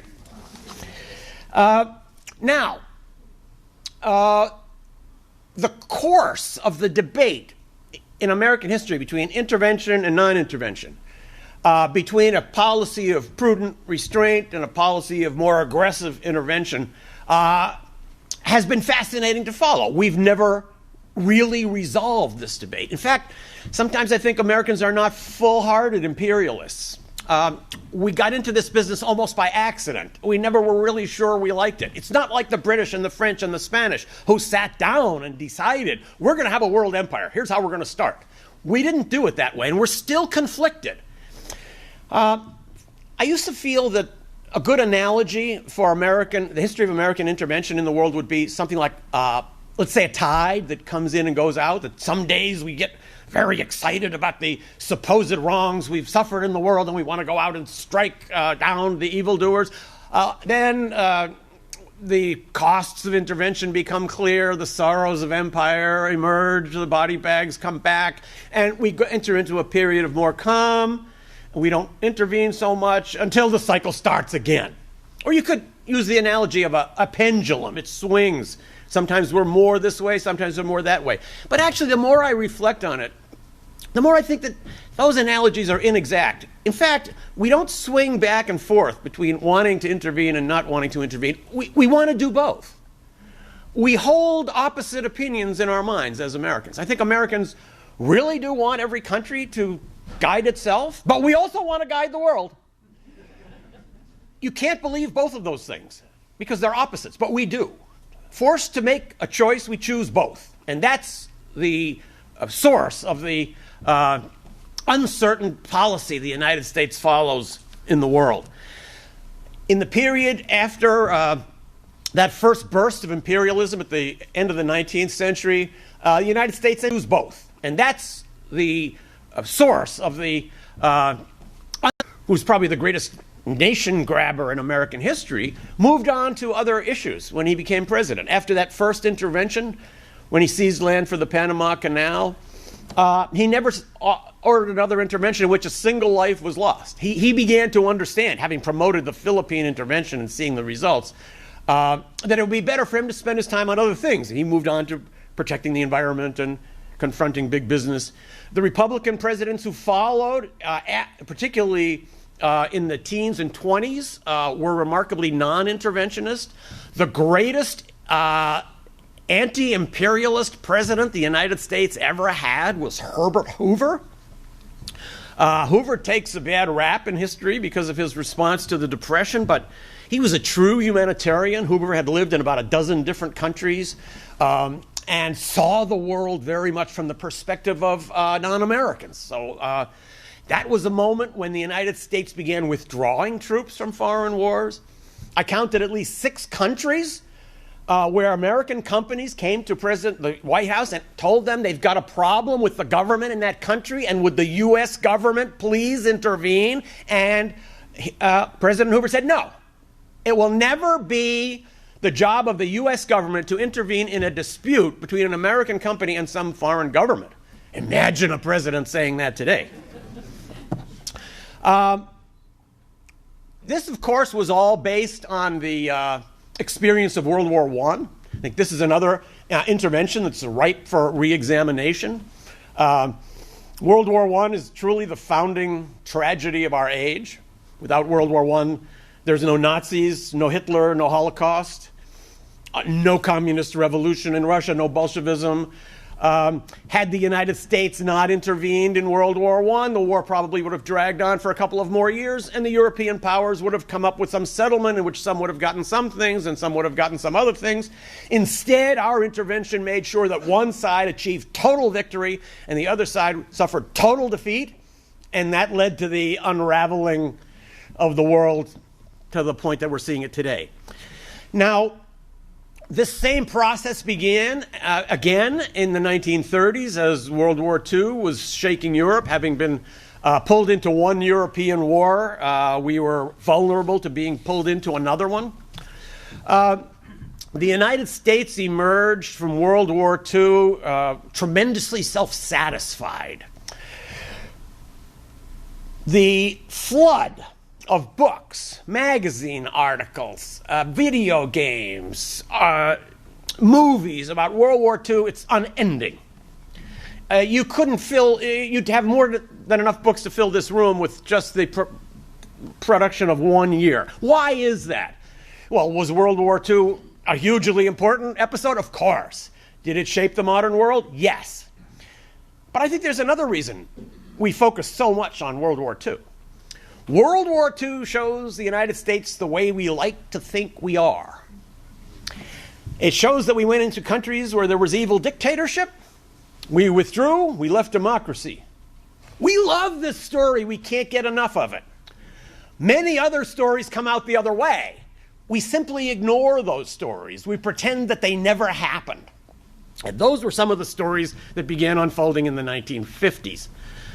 Now, as I said, it was the period after World War II when the United States decided to take its overseas empire global.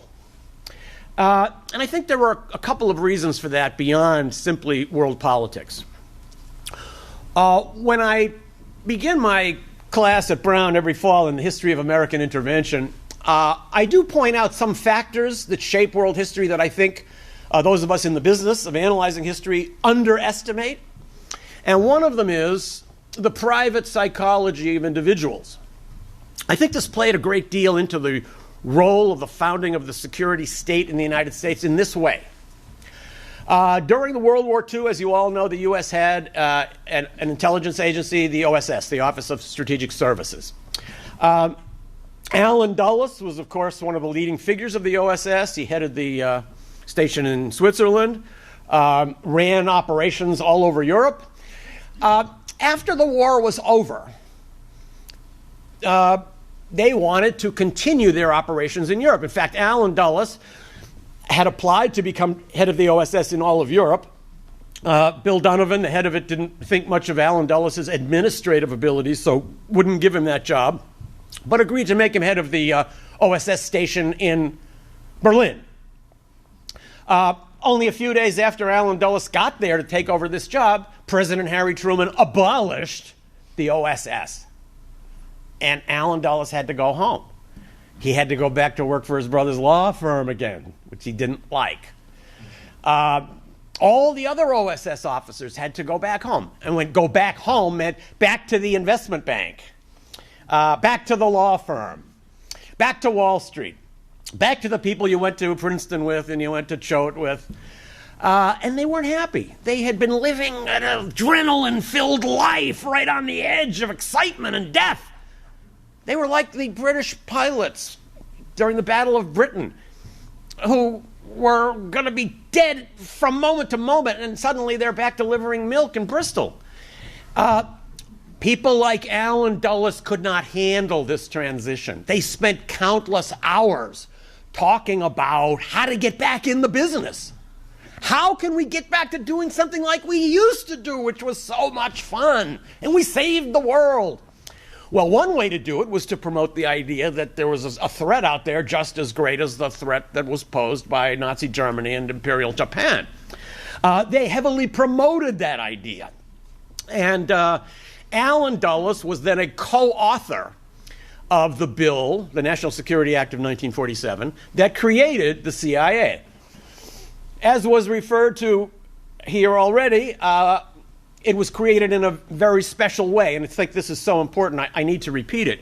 It had always been the rule of Western intelligence services to separate intelligence gathering from covert action. You don't want to have the two in the same agency, otherwise every intelligence report logically ends with the conclusion, so we need a covert operation. Allen Dulles broke down that wall, which was famously observed by the British Secret Service, always thought to have been the gold standard in that business. So Allen Dulles wrote a bill creating an agency, the CIA, that would do both. It would do intelligence gathering, but it would also act on intelligence. Really a dramatic and fateful change. Allen Dulles then maneuvered himself into the new CIA very quickly, and brought a number of the old OSS men with him, including his former deputy from Switzerland, Richard Helms. They moved into the CIA together, and as you all know, Allen Dulles then became head of the CIA under Eisenhower in 1953. Now, Eisenhower had a very important role in the foundation of the situation that we're talking about right now. It was not known at the time, nor could it have been, but Eisenhower was a fierce supporter of the idea of covert action. He loved the idea of using the CIA to overthrow foreign governments. Now, he never explained why he so strongly supported covert action, because he never admitted that there was any. In fact, in his memoir, he lies specifically and explicitly about what he knew and what he did. He would have said, I'm sure if we could bring him back now, those weren't lies.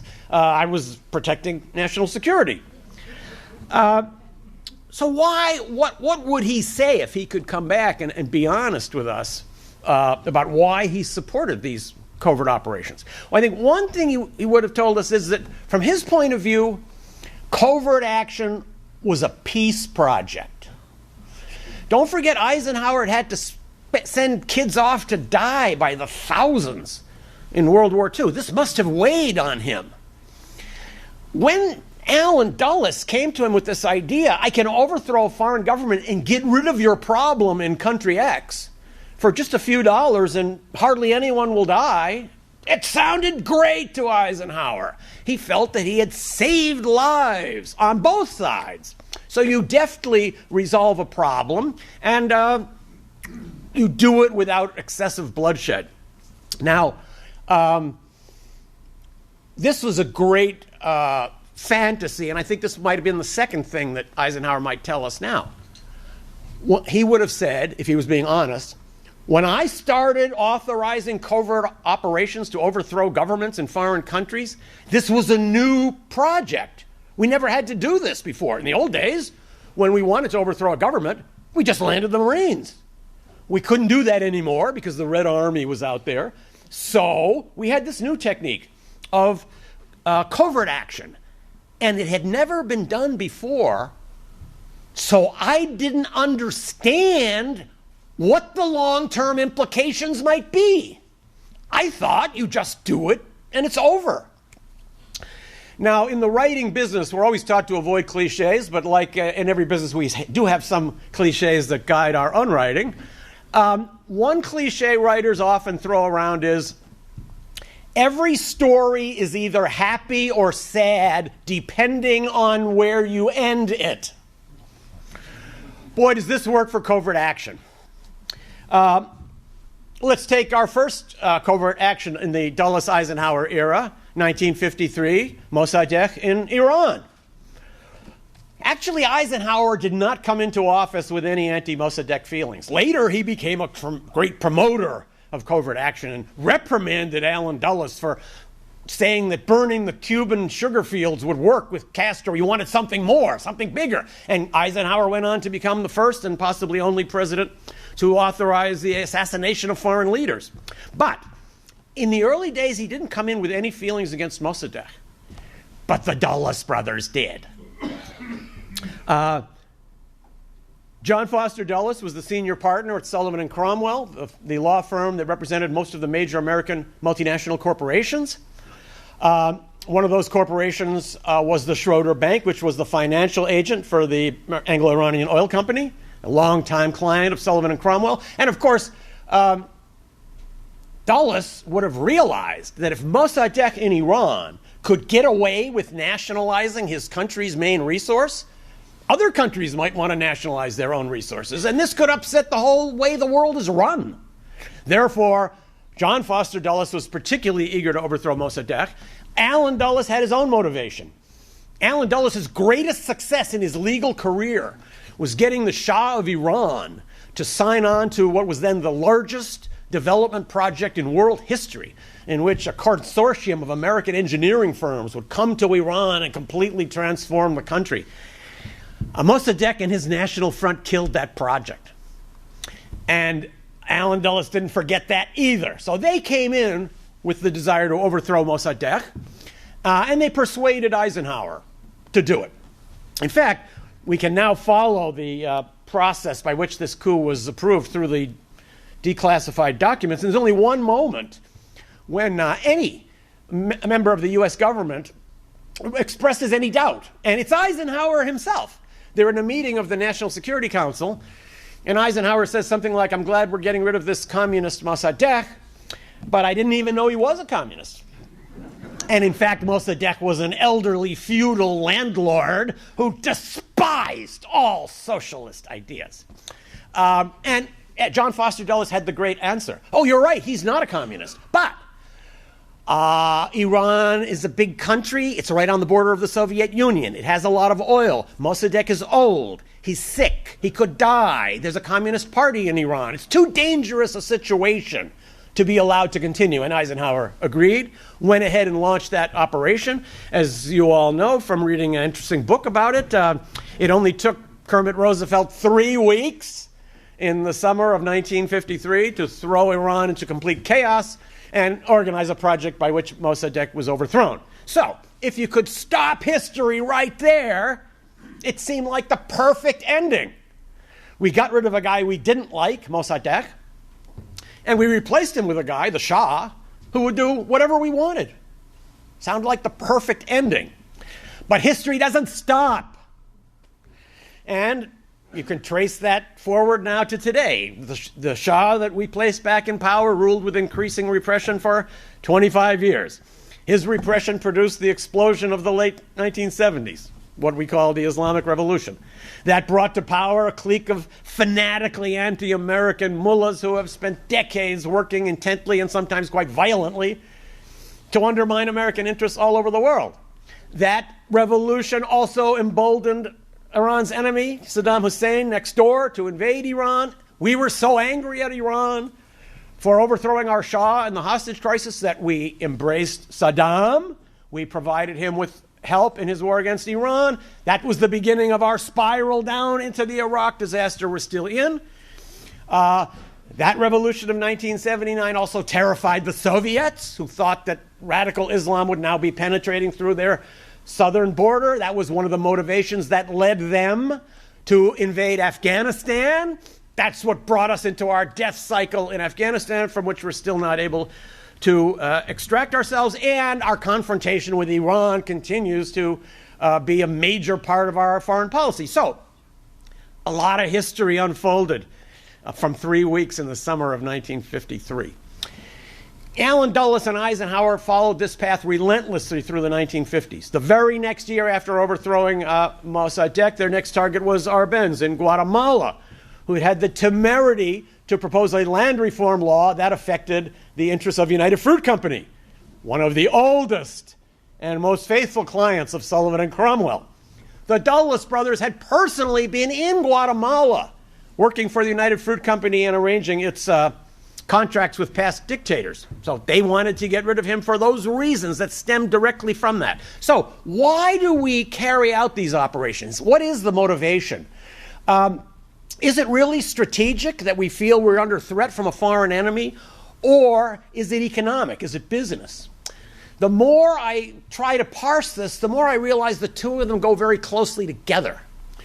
So we look at somebody like Arbenz or Mossadegh, or later on, Sukarno, Lumumba, so many other third world leaders, and we say these people are not on board with our foreign policy, particularly they're bothering American companies. It always starts with that. There's some corporation that has a problem with the local government. This corporation then goes to the U.S. government and asks for help. It's there that the motivation changes. The U.S. government does not intervene in order to protect the rights of corporations. They convince themselves, let's put it ourselves, we as the U.S., we convince ourselves that the only reason the government of country X would be bothering an American company, like trying to nationalize resources or trying to impose a labor code, would be that they're strategically anti-American. They're in league with our enemies. That's the reason we want to overthrow them. Not because they're bothering the companies. It's because they're against us geopolitically. How do we know they're against us geopolitically? Because they're bothering American companies. So the motivation morphs a little bit, but remains essentially the same. Now, this policy of intervention reached a peak under Eisenhower with the two orders to assassinate Castro and assassinate Lumumba. As far as we know, these are the only two orders that came from a president to assassinate foreign leaders. The Church Committee later came up with a great word to describe how Eisenhower ordered these assassinations. I don't know if this one would get through your spell check. He ordered them circumlocutiously. I want that guy sawed off. It's pretty circumlocutious.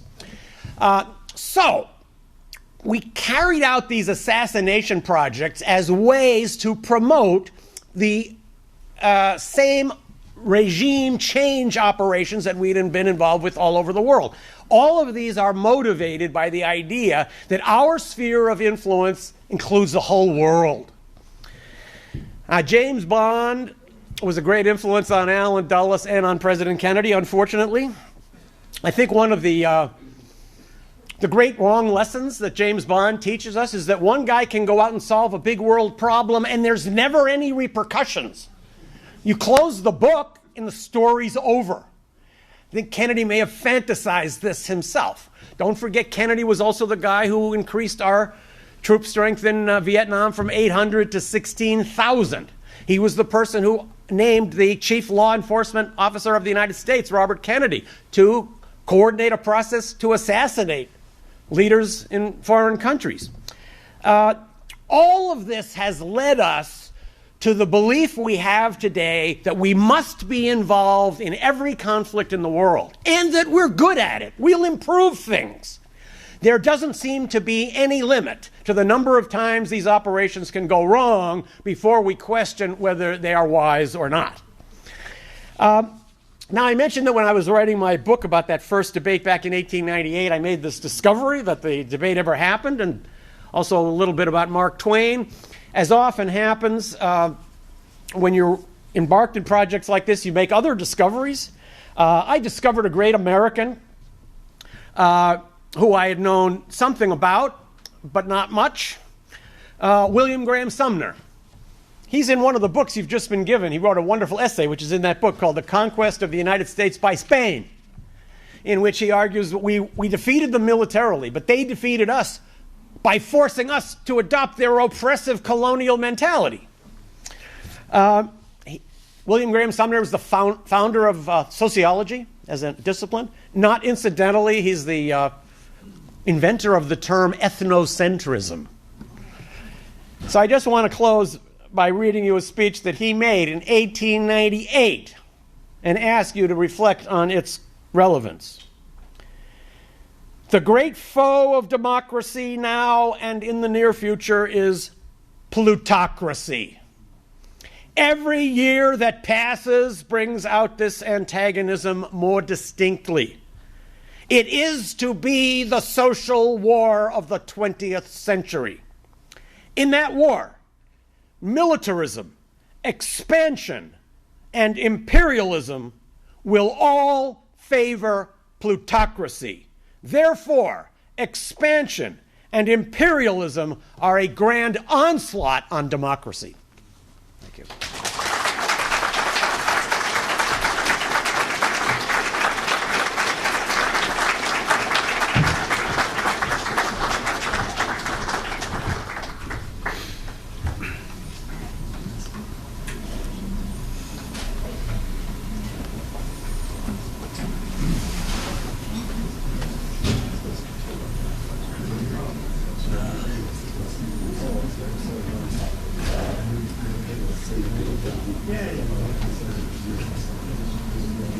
Good.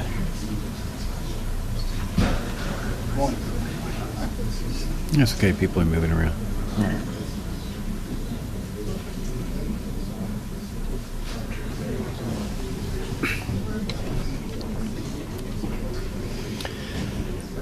Douglas P. Horn, our next speaker, served as head of the military records team on the Assassination Records Review Board, the independent federal agency established by Congress in the 1990s to secure release of the long-secret official records relating to the assassination of President John F. Kennedy. The ARRB, of course, was formed in response to the public outcry over the secrecy of records as reflected in Oliver Stone's movie JFK. Horn played an instrumental role in locating and securing the release of U.S. military records on Cuba and Vietnam policy from 1961 through 1964. He is the author of the 5-volume book, which is absolutely fantastic and which really was an eye-opener for me, called Inside the Assassination Records Review Board, the U.S. government's final attempt to reconcile the conflicting medical evidence in the assassination of JFK, and the author of FFF's best-selling ebook, JFK's War with the National Security Establishment, Why Kennedy Was Assassinated. He also made a 6.5-hour video presentation entitled Altered History, Exposing Deceit and Deception in the JFK Assassination Evidence for the Future of Freedom Foundation, which has now received 240,000 views. His most recent book, Deception, Intrigue, and the Road to War, is about FDR and Pearl Harbor. The title of Doug's book is The National Security Establishment's Obsession with Invading Castro's Cuba, 1960 to 63, the Bay of Pigs, Northwoods, and Beyond. Please welcome my friend Douglas Horn.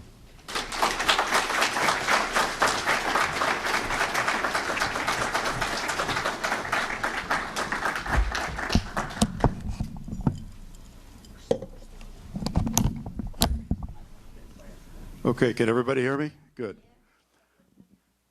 It's a great honor to be part of this conference. Thank you, Jacob.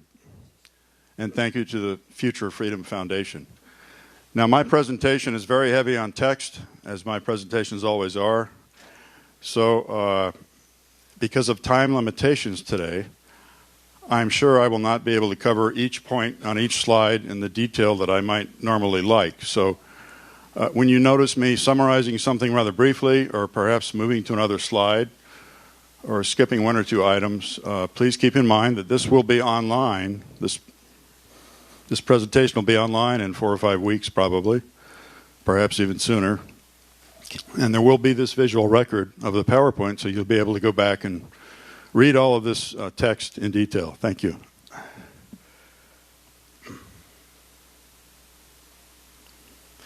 This slide is an overview of what you're going to hear today in this presentation. From August of 60 until December of 63, the national security establishment was obsessed with invading Cuba and left a considerable paper trail documenting this. Now, by November and December of 1960, the CIA knew that its X-Isle invasion, which later took place at the Bay of Pigs, could not succeed without overt U.S. military intervention, but nevertheless continued planning for it on the assumption that overt U.S. military intervention would be provided when it began to fail. JFK had warned openly that he would not allow U.S. military forces to participate in a Cuban invasion, but the CIA and the Pentagon did not believe him and were mistakenly convinced he could be leveraged if and when the invasion began to falter. And of course, the invasion faltered and failed. It was the perfect failure. We'll talk about this in a minute.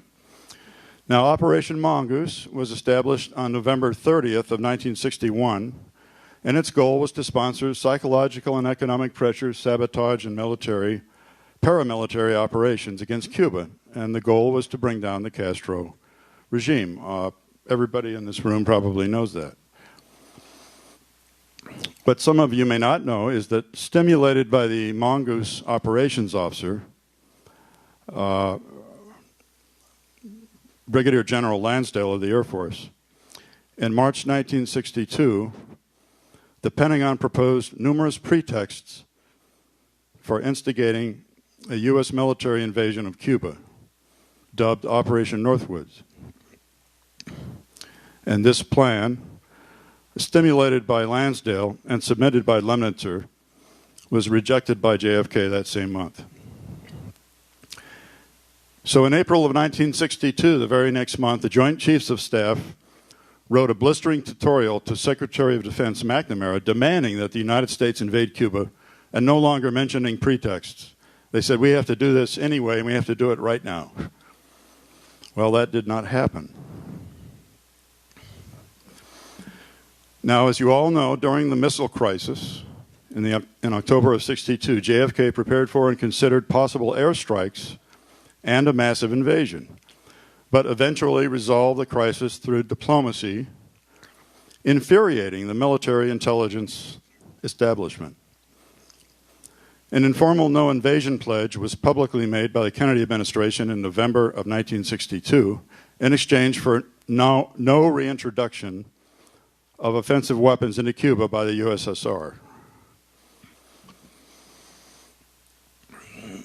And what surprised me as I was writing my volume 5 of my book, Inside the ARRB, was that throughout 1963, the Pentagon continued to study the use of pretexts as an excuse to invade Cuba, and actually planned an invasion for 1964. And the person behind that was Kennedy's most trusted general, General Maxwell Taylor, which is still very disturbing to me. At the same time, Taylor is engaged in this activity in the Pentagon. The U.S. government is trying to hammer out a formal new policy on Cuba.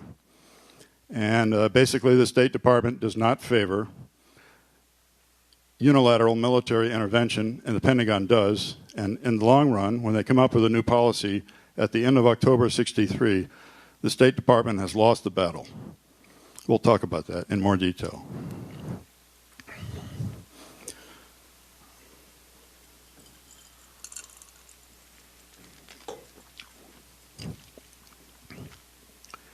Now, remarkably, all of the above pressure to overthrow the Castro government by unilateral U.S. military action took place in an environment where the U.S. Commander-in-Chief, President Kennedy, strongly opposed any U.S. invasion of Cuba with the U.S. military. It is a remarkable example of a national security establishment determined to see its will prevail over a non-cooperative chief executive. Only with JFK's assassination in 1963 and Lyndon Johnson's immediate focus on Vietnam instead of Cuba did this pressure to invade Cuba subside and wither away. So this is our topic today. There are implications of this struggle which I hope to reach at the end of the presentation, if I don't run out of time.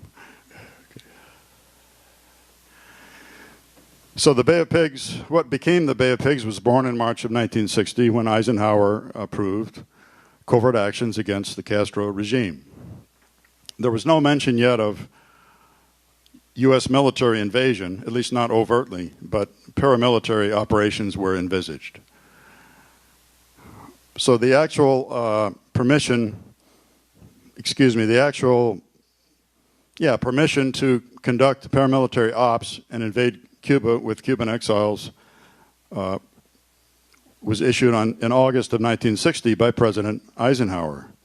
His main concern was plausible deniability. So the initial plans only envisaged using about 500 Cuban exiles, and the key thing about this plan was that it had to stimulate an internal uprising. That was absolutely essential to its success. This was the planning, the thinking in August of 1960. Just to keep yourself apprised of what else is going on, in August of 1960, the same month, the CIA began to enlist the American Mafia to assassinate Castro.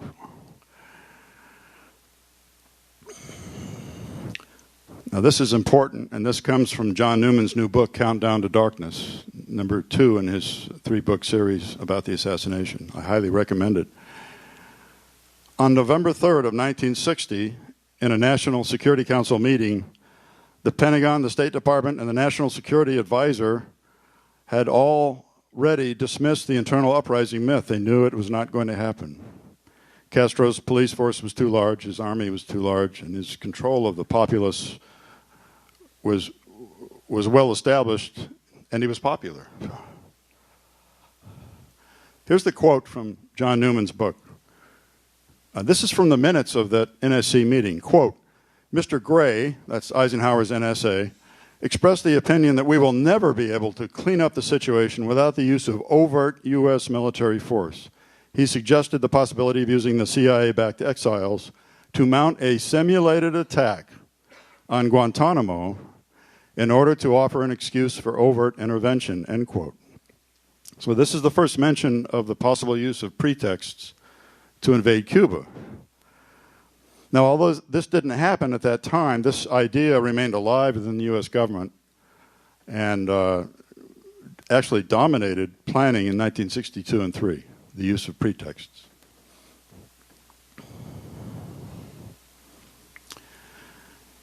Here's another quote from John Newman's book. On November 15th, 1960, in a CIA Western Hemisphere 4 meeting, this quote is from a report they issued from the meeting. And that report of their meeting quotes another document, which we don't have yet in full. But this is the quote they put in their own report from this meeting. Our original concept is now seen to be unachievable in the face of the controls Castro has instituted. There will not be the internal unrest earlier believed possible, nor will the defenses permit the type of strike first plan. Our second concept of 1,500 to 3,000 men securing a beach with an airstrip is also now seen to be unachievable, except as a joint agency DoD action. So nobody in the U.S. government who knows anything at this time believes that the Bay of Pigs, or at the time it was called Pluto, would succeed on its own, that the exiles would succeed. Nobody believes that. And as John Newman states, this is a Rosetta Stone to understanding what happened in the coming months.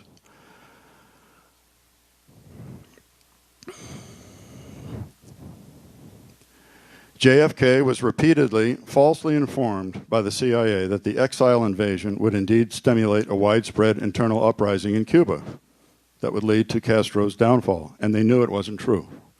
And the reason they lied to the president is because if they told him that, they knew the whole operation would be canceled. He did not favor any U.S. invasion of Cuba.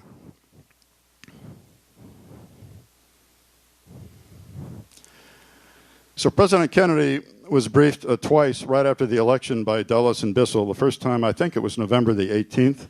We don't have a documentary record of what was said, but we do have a record of what was said on November 29th. And here's what happened. Bissell told the president that a significant strike force, that's the Cuban exiles, would act as a catalyst in ultimately provoking an anti-Castro uprising on the island. This lie is repeated and maintained ever after by the CIA in all subsequent presidential planning sessions for the exile invasion. On January 3rd, 1960, President Eisenhower raises the subject of pretexts, which his national security advisor had raised the previous year. And Eisenhower said, quote, "Perhaps we could think of manufacturing something that would be generally acceptable." And, he said, end quote. And if he had a really good excuse, he'd send in U.S. troops then. But he didn't have a really good excuse. So that idea remains alive within the U.S. government and basically takes over U.S. planning in 62 and 63, the use of pretexts.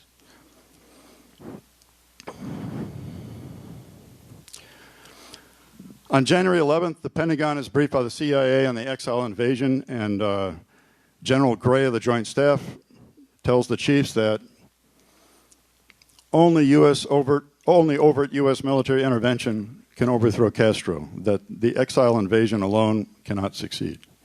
The Joint Chiefs know this. On January 22nd, Lemnitzer reveals to the new Secretary of State that Castro has an army of 32,000 men, a police force of 9,000 men, and a militia of 200,000 men, and had been receiving large amounts of supplies from the USSR, which was making the exile invasion obviously seem more and more dubious. So President Kennedy's first big meeting on this subject is January 28th. And this is the one moment when the Joint Chiefs tell the president the truth. Dulles reports to the president at this meeting that the Pentagon's position was that no currently authorized course of action could succeed in overthrowing the Castro regime. And, of course, this was true. And Lemnitzer confirmed this by saying that in spite of the CIA's optimistic view about the chances for the exiles to land and hold a beachhead, soon after they landed, Castro would bring in superior forces, and the question would then be who would come to their aid. And as Newman puts it, the president did not bite. This told everyone in the room that the president was not interested in U.S. military intervention in Cuba. So, just 6 days later, the Joint Chiefs flipped and submitted a formal evaluation of the paramilitary plan to invade Cuba and said, quote, "In summary, evaluation of the current plan results in a favorable assessment." The report is full of individual shortcomings, and yet overall they viewed it favorably. Quote, "Timely execution of this plan has a fair chance of ultimate success." Now, after the Bay of Pigs failed, and Maxwell Taylor came out of retirement to investigate what had happened for the president, it was determined that the chiefs really felt that the plan only had a 30% chance of success and a 70% chance of failure, and yet they said fair chance of success. By the way, after the site was changed from Trinidad to the Bay of Pigs, they then thought it was 20-80, 20% chance of success and 80% of failure.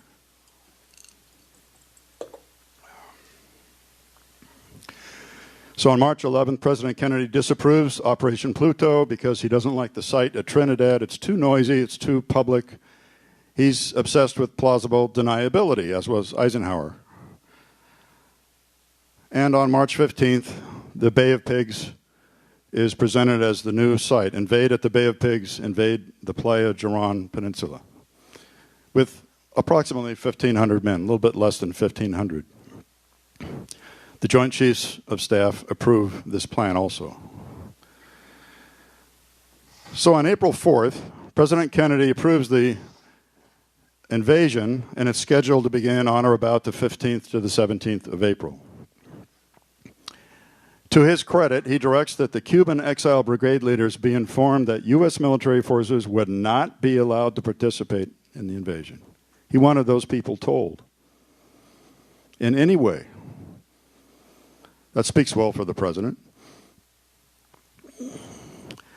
And John Newman pointed this out in his new book, and I did not know this until I read Countdown to Darkness. The president's continued insistence on plausible deniability causes Secretary of State Dean Rusk to gradually whittle down the size and number of airstrikes before the invasion. These are the Cuban exile airstrikes flying out of Guatemala. To whittle down the size and number of airstrikes, but no one at any of the planning meetings informs the president about how essential they consider the planned airstrikes are to success. We all know the Bay of Pigs was the perfect failure. President Kennedy resisted repeated requests by the CIA and the Pentagon to save the invasion with U.S. military intervention. He had told them privately before the invasion that there would be no U.S. military intervention, and he had also stated so publicly.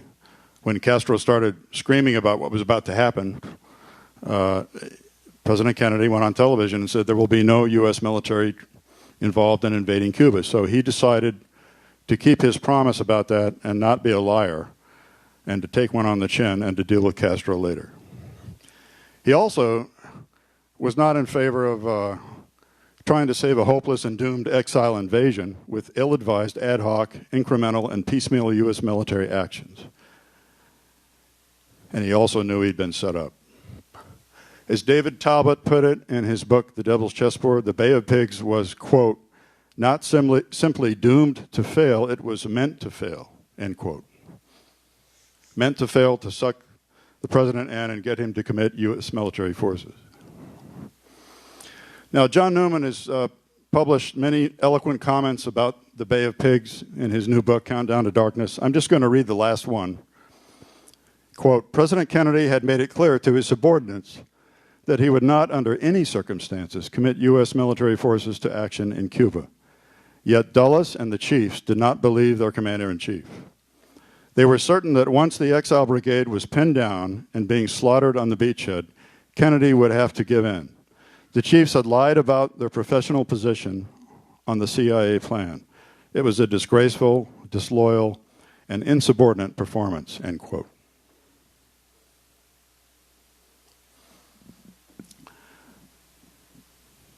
So once Maxwell Taylor completed his review of the debacle, President Kennedy motored over to the Pentagon on May 27th and scolded the chiefs of staff to their faces.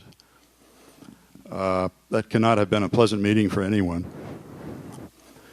He told them how dissatisfied he had been with their recent advice on Cuba and Laos, which were characterized by poor staff work and narrow-minded, blinded recommendations that failed to consider international or global strategic considerations.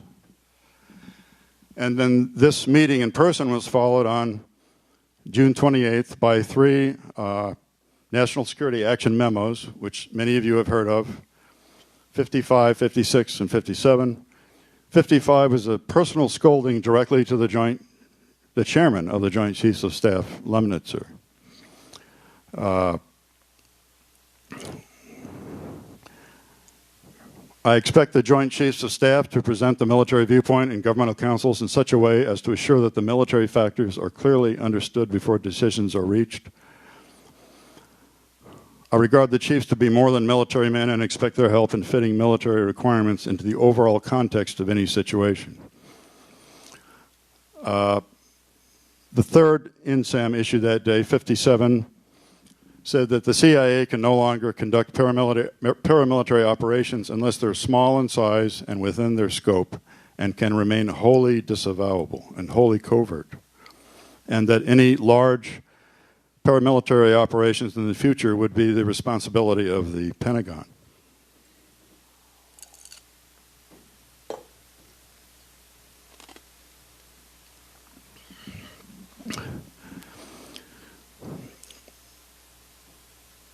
So Mongoose is approved on November 30th, 1961. Its political, psychological, economic, and covert actions designed to bring down the Castro regime while simultaneously continuing JCS planning for decisive U.S. capability for intervention. It's a two-tier committee. The special group augmented of the National Security Council includes the heavy hitters, Robert Kennedy, Maxwell Taylor. Now, Maxwell Taylor is not chairman of the JCS yet. He's still President Kennedy's personal military advisor. Lyman Lemnitzer, he's chairman of the JCS. John McCone, Hugh Alexis Johnson, and Roswell Gilpatrick, who's deputy SecDef. The weekly meetings were attended by two notable people in American Cuban history, William Harvey, the father of the Executive Action Assassination Program, and General Lansdale, the operations officer. Lansdale is the glue that holds Mongoose together. And this is what we're going to be discussing in the next several slides.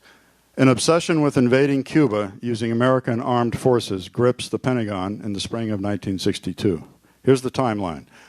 On January 17th, Lansdale requests that the Joint Staff prepare a policy statement on Cuba. They responded on February 7th. We'll look at that statement in just a moment.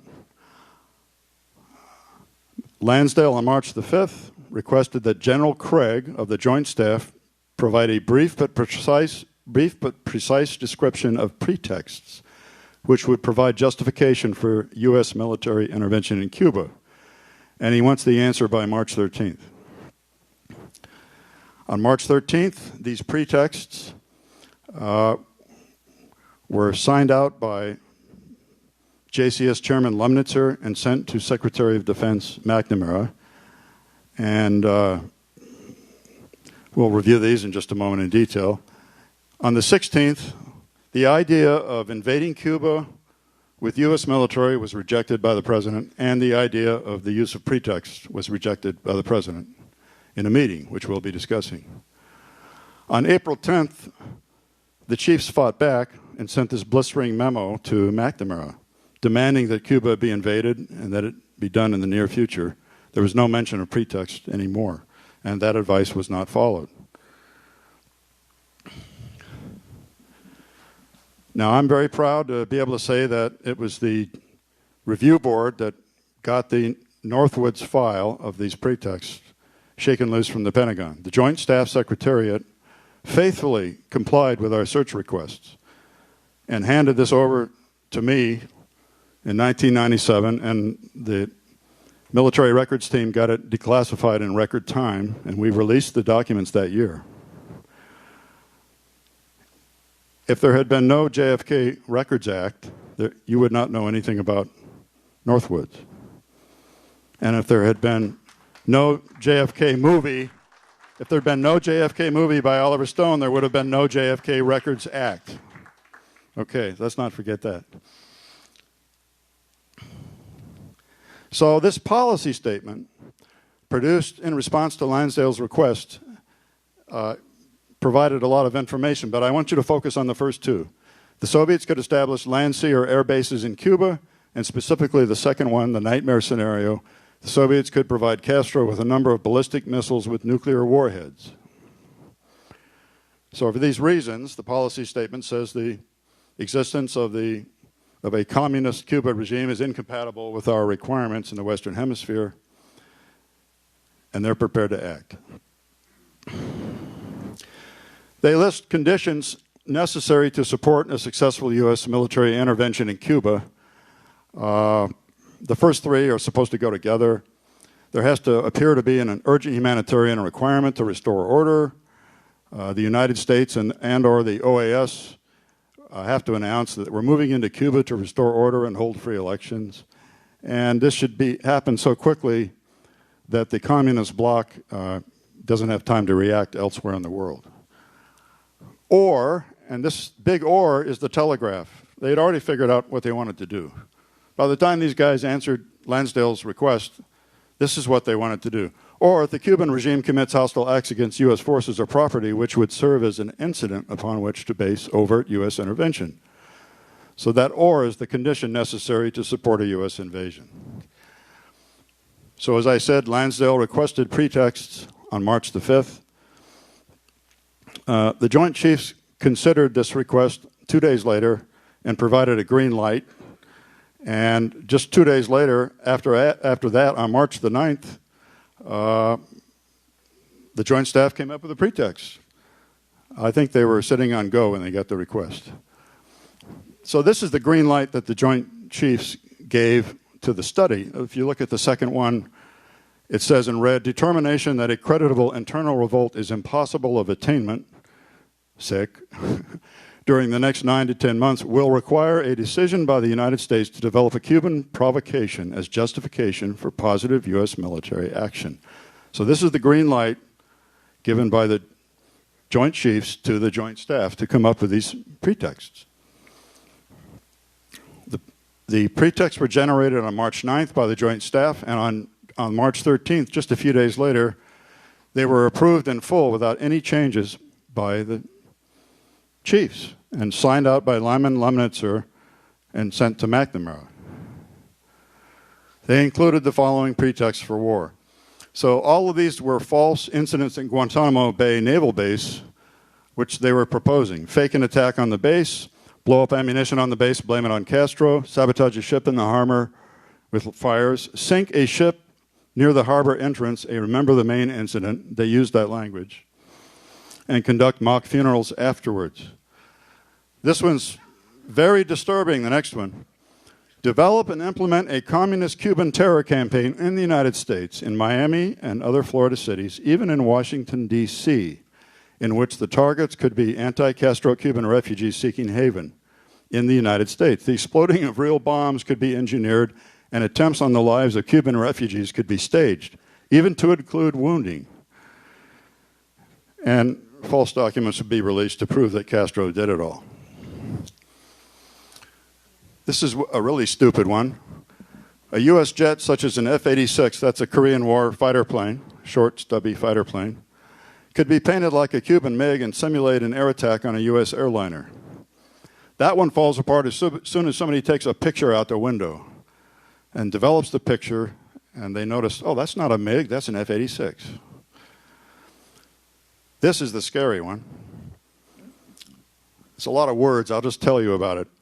The idea was to take a CIA-owned airliner, owned by a CIA charter company, turn it into a drone, remotely piloted, which could be blown up over Cuba. And it would take off from Eglin Air Force Base at the right time, be blown up over Cuba after tape recordings were played from the airplane's radio. We're being attacked, help us, and then it would blow up. The right time would be after another airplane painted exactly the same would take off with fake passengers on board. Real people pretending to be passengers. These would be covert operatives. Land secretly at Eglin Air Force Base, deplane the passengers, then the drone would take off and go get blown up over Cuba. Nobody's ever explained to me how this story is going to stand up when there are no bodies found. Think about that. There probably would have been an international investigation. There would have been no bodies, but these people were serious about this.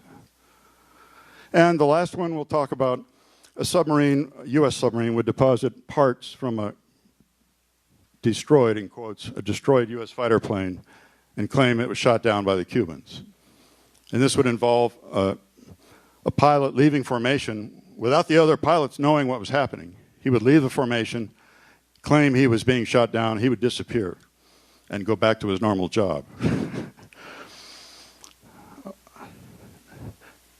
I'm going to leave you with one thought. After World War II, we prosecuted people at Nuremberg for a conspiracy to make aggressive war. That's what this is, a conspiracy to make war.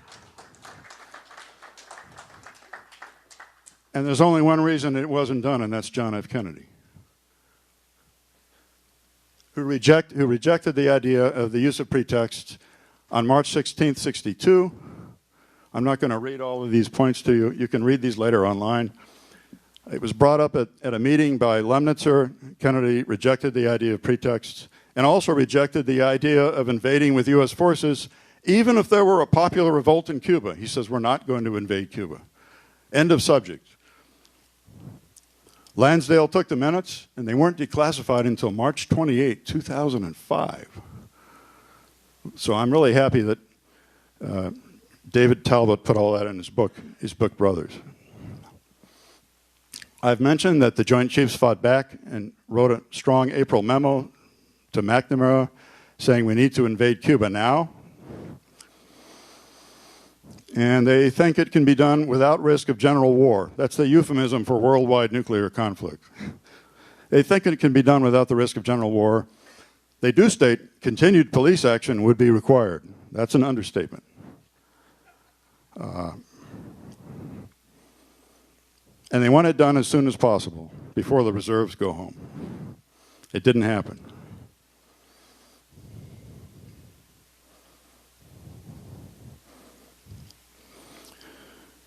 So why did the Soviet Union put, oh boy, I better speed up. Why did the Soviet Union put missiles in Cuba? They were very aware of their strategic nuclear inferiority, and they wanted to defend their socialist communist ally, and they had misjudged President Kennedy as a weak leader based on Bay of Pigs and the Vienna summit.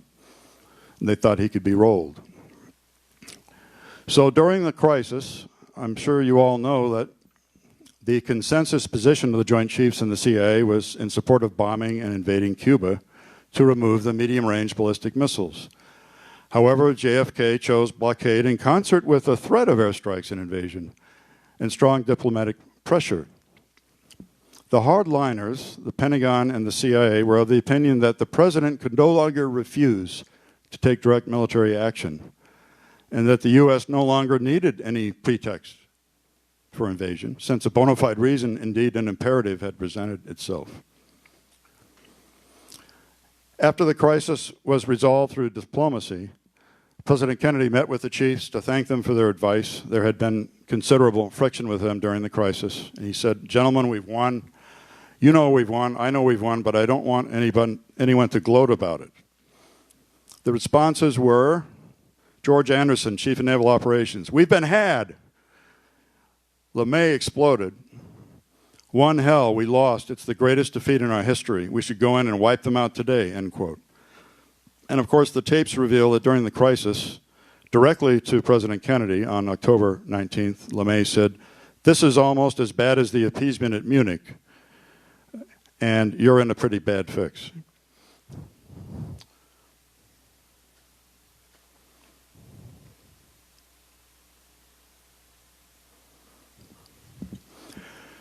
So throughout 1963, two things are going on. The government's trying to come up with a new Cuba policy, because Mongoose was a dead program at this point. It was dead. And while the government is holding interdepartmental meetings, Maxwell Taylor is planning to invade using pretext, and he's planning to invade in 1964. Let me see if I can speed this up.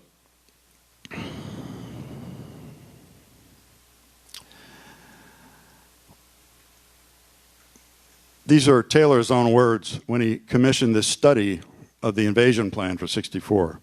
Quote, consideration should be given to the advantages of engineering an incident as a cause for invasion, end quote, because he knows there's not going to be a spontaneous revolt in Cuba. They send his own assumptions back to him as a policy statement, the Joint Staff, very loyal, and at the bottom of the slide, you'll see the conclusion section states, U.S. should create a pretext for overt U.S. military intervention in Cuba. and launch military action to remove the Castro government. This is amazing to me. Kennedy rejected pretexts on March 16, 1962,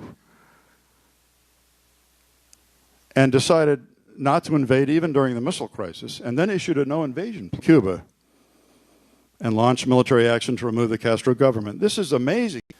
Now, the invasion plan for 64, which Sinkland came up with, included many steps. I'm going to just read you 3 of the milestones.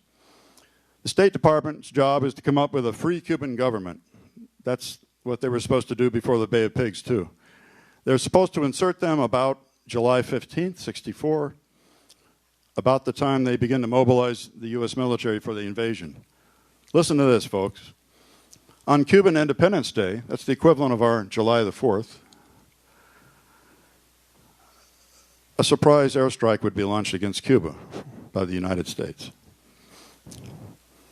The invasion would take place about August 3rd, and the assumption was that by October 1st, note that's a month before the election in 64, it would all be over. This was mysteriously withdrawn from consideration on October 4th, 63. We don't specifically know why. I'm planning to launch a devastating surprise air attack on the Cuban Independence Day was unbelievably tone deaf, to say the least. We don't know why Taylor is doing this. Presumably he's acting on his own. This is one of the slides I'll encourage you to read later when this presentation is online. The ICCCA was the Interdepartmental Coordinating Committee on Cuban Affairs. It's too hard to say that, so we call it ICCCA. This ad hoc committee met all year long, and it was basically state, CIA, and Pentagon. Those were the main agencies involved. The state precondition and the Kennedys' precondition in setting their charter was that invasion by the U.S. would not be undertaken in the absence of aggression that threatens the peace and security of the Western Hemisphere. So they were not to start with the assumption that the U.S. would invade. But what will our policy be? The policy was still to be to remove Castro, okay?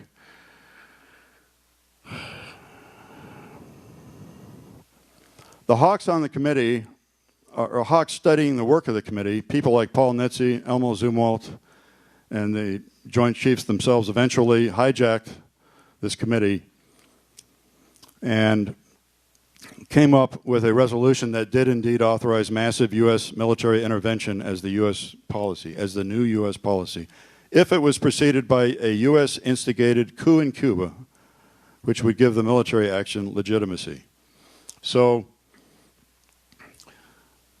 the final draft of this plan, which was sent back to Taylor by Cyrus Vance on October 30th, started out sounding very high-minded and everything that the president had initially wanted.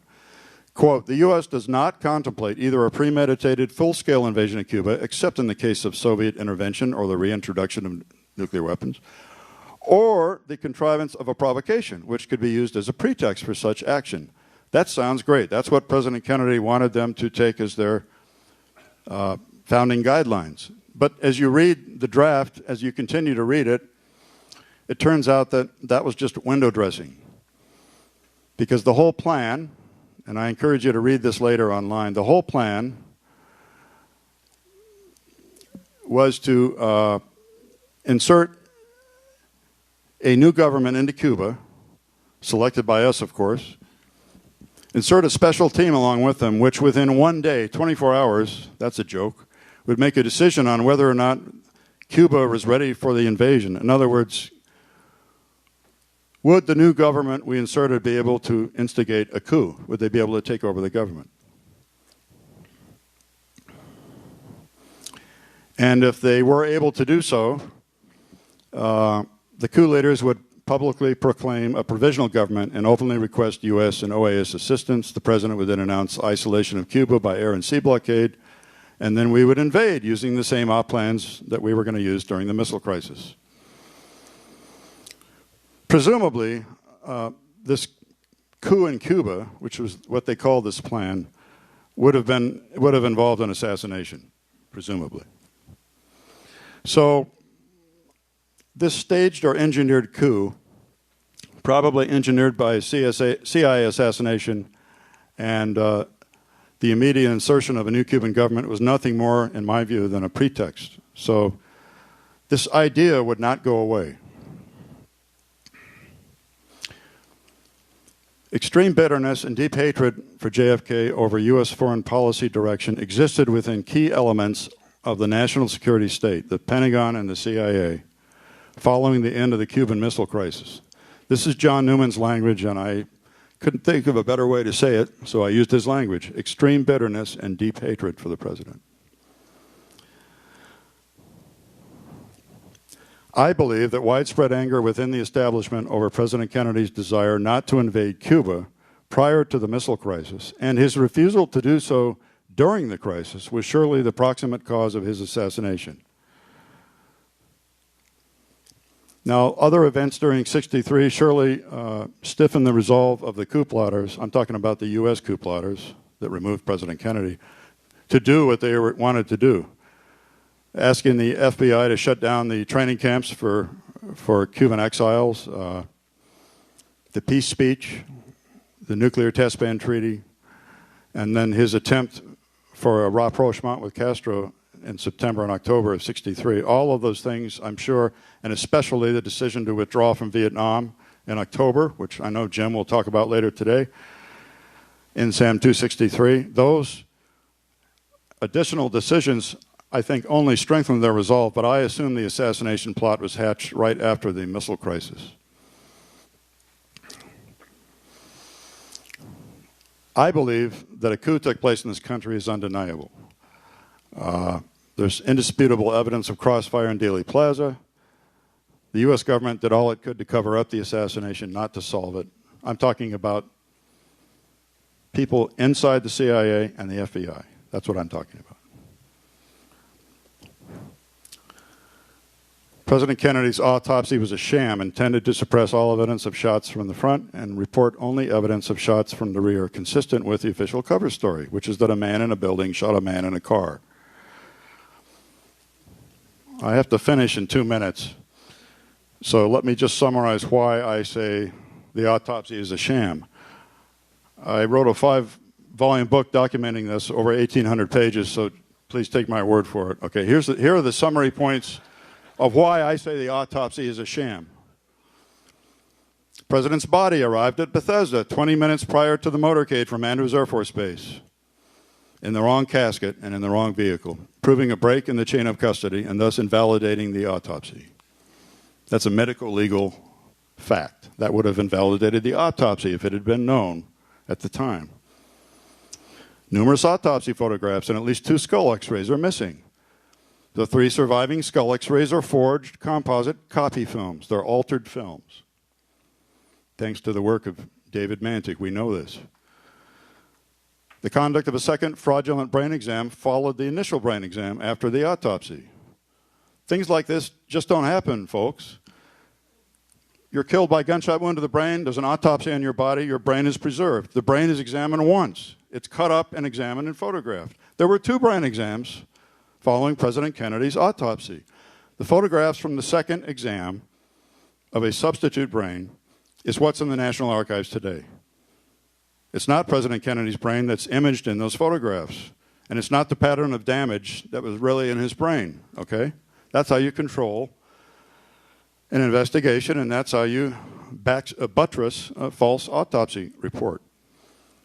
The JFK autopsy report in the archives today is only the 3rd written version.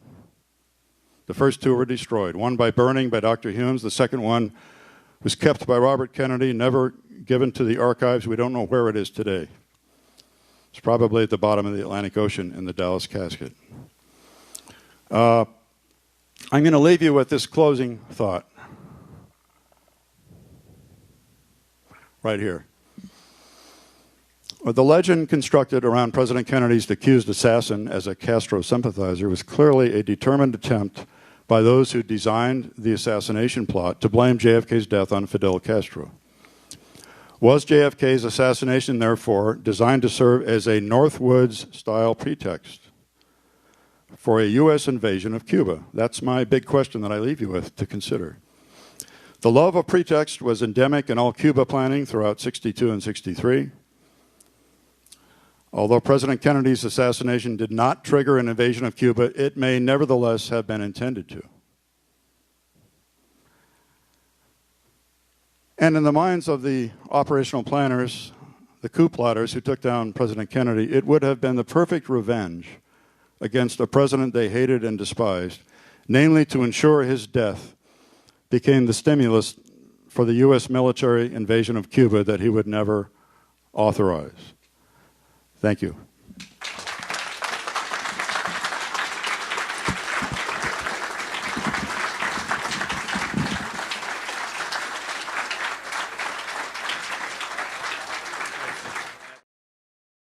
This weekend on American History TV on C-SPAN 3. Tonight at 8 Eastern on Lectures in History. University of Washington professor William Rohrbaugh compares the 1950s beats and beatniks to the hippies of the 1960s. The beats were despairing